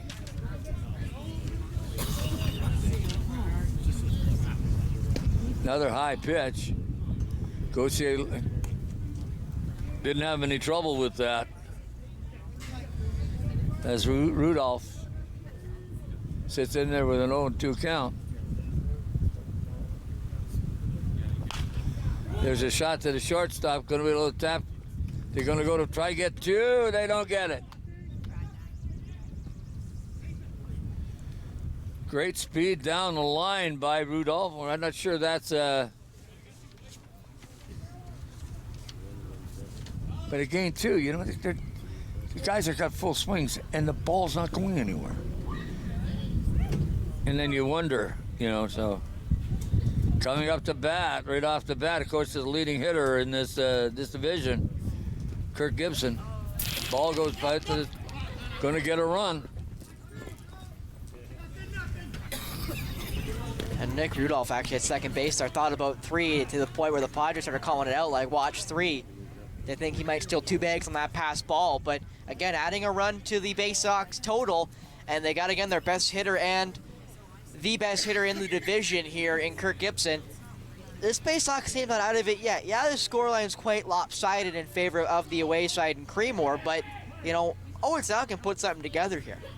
It's just they got to do what they've been having trouble with all day in scoring runs and scoring and getting guys scored in scoring position. Well, the question is, how long are they going to go with Dupuis? You know, if he's going to start giving up stuff, how long are they going to go? Do they want to preserve the win? And of course, there's still an inning. There's still a half an inning to go. There it is, shortstop. Going to take that play. That's the third out. That looks to be the game, Gord, as the Padres come out with the win. Baysox go 0 for 2 for the day, but I think, Gord, we can talk about that. Owen Sound did not play bad over these 2 games. Absolutely not. They just had bad moments, and those moments kind of really slanted the game against them. Like in the first game, that 7th inning, for example, where they let the game get away from them. Or here tonight, and I believe it would have been the 5th or 6th inning, where they let the lead that was 1 or 2 get to about 5 or 6. Yeah. And that kind of sewered them. But to play these top tier teams close is a positive. As much as you'd like the win, it's still a positive. And you got to take positives, especially when you're not being able to pull out results consistently.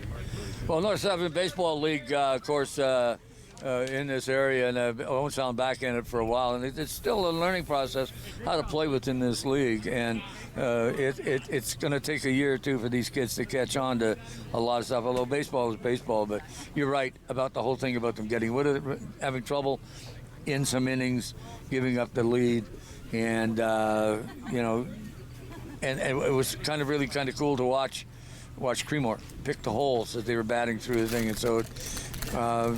There would have to been some really spectacular plays for them to shut down Creemore this afternoon.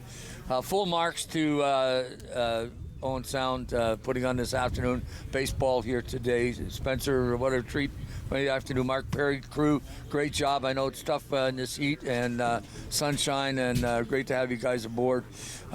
Thanks so much to the Baysox for putting up this in the afternoon, and of course to the Classic game with Bailey DeRocher. It was all a great experience this afternoon. On behalf of Spencer, Mark Perry, and myself, Gord Chapman, we hope you enjoyed our telecast on baseball here in Owen Sound, and it's the North Dufferin Baseball League, Owen Sound Baysox. Thanks so much for tuning in.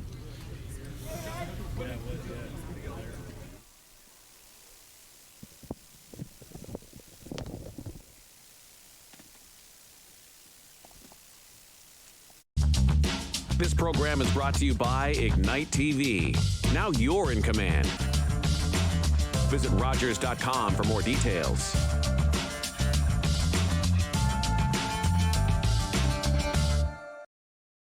Due to the length of the preceding program, we now join the regularly scheduled program already in progress.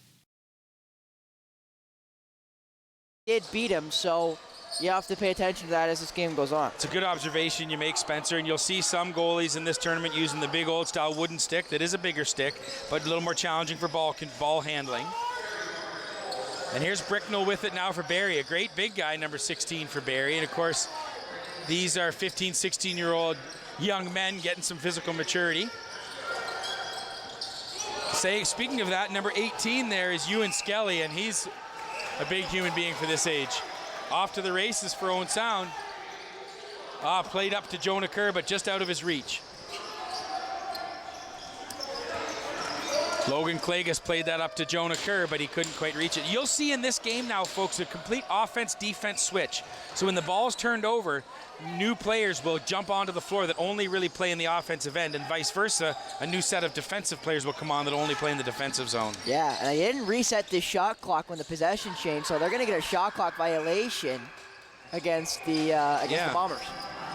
And that was number 2, Austin Ringler, got that ball toward the net. Now, interestingly here, Barrie will be the home team officially as they are the number 1 ranked team in this game. Nate Laycock loses the ball as he's under pressure from Cameron By of Barrie. Up top, and Kerr can't handle it cleanly, but he gets it back. Kerr with the low shot, and a good save there by the Barrie goaltender. And watch here, Barrie on the run. It's 3-on-3, 4-on-4, so even numbers as they come down the floor. Of course, you got to stay outside of that orange paint. Oh, and the ball's given away. In chase for Owen Sound is Jacob Lundgren. And he's chasing Connor Crossland there for Barrie. And Lundgren comes away with the ball. Yeah, I can't quite handle it. Looked like he came away with it. Sorry, folks, he faked me out. And Jacob is a young man that did not play hockey this past winter and chose to focus on lacrosse. Again, playing down with some of the Toronto Rock programming in Toronto. And so he's focusing on that lacrosse, plays field lacrosse as well. Jacob was a good hockey goaltender and chose to give that up to focus more on lacrosse. And here's Barrie, there's a shot, Ringler, and a nice save by Flooney. Nice for him to get a good save there and reestablish himself. And he's got that. He's definitely more agile than most goalies are, which again I think will help with the lack of area that a normal stick would cover. David Rouse gives the ball to the captain, number 17, Ryan Cranny. And Jacob Flooney is a AAA goaltender for the Grey Bruce Highlanders. Interesting, number 17, Ryan Cranny's the captain for this team, and he's a first-year U17 player. It just shows the leadership that he possesses.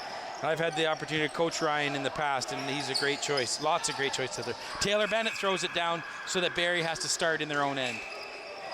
Good call. I was thinking they weren't going to be able to get that away. There's Hunter Bricknell under pressure, and Lucas Sarvis all over him. Sarvis on Bricknell. Sarvis tenacious in this attack here, and he knocks it away. Can he get it? Bricknell withstanding this, but look at Sarvis, just like a dog on a bone. Bricknell's able to play it down low for Barrie, but that ball's just bouncing around.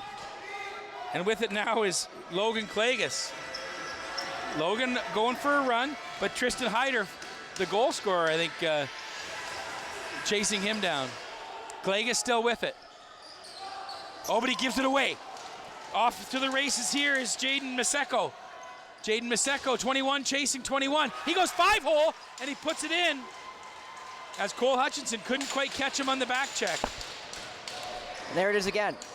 The smaller stick, which actually both goalkeepers are using, it is causing that overcorrection of trying to cover his legs. You see right there how narrow he is. Yes. And because he knows he's got to move to cover more area, it opens up the 5-hole. So even you trying to restrict yourself in covering less area while trying to protect that stick, it allows you to step and then create even more space. Yeah, Christian McKinnon controls the ball off the faceoff. And I got mixed up there because we have a Tristan Hyder and Josh Hyder. It's Josh Hyder that scored the first goal, number 9. So Barrie out to a 2-0 lead, and they're on the attack again. Maseko with the ball. Now it's the other goal scorer, Hyder, with it curling around behind the net. Looking for somebody up top, and he sees Ringler. Got to shoot. Ringler under pressure from Chase Garvey.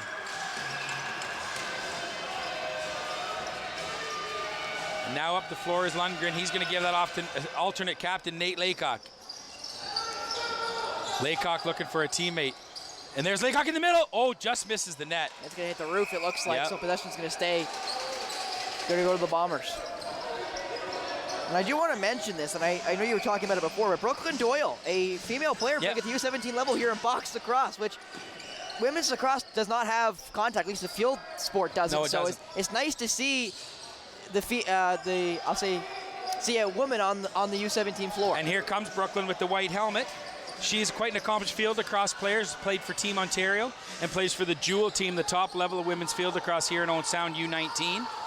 And then also has played a lot of box lacrosse. Again, Toronto Rock programming and other stuff. So she's no stranger to box lacrosse. And she's won a couple of beach volleyball gold medals with my daughter, Julie. So she's a multi-sport athlete, absolutely. There she is. Number 5.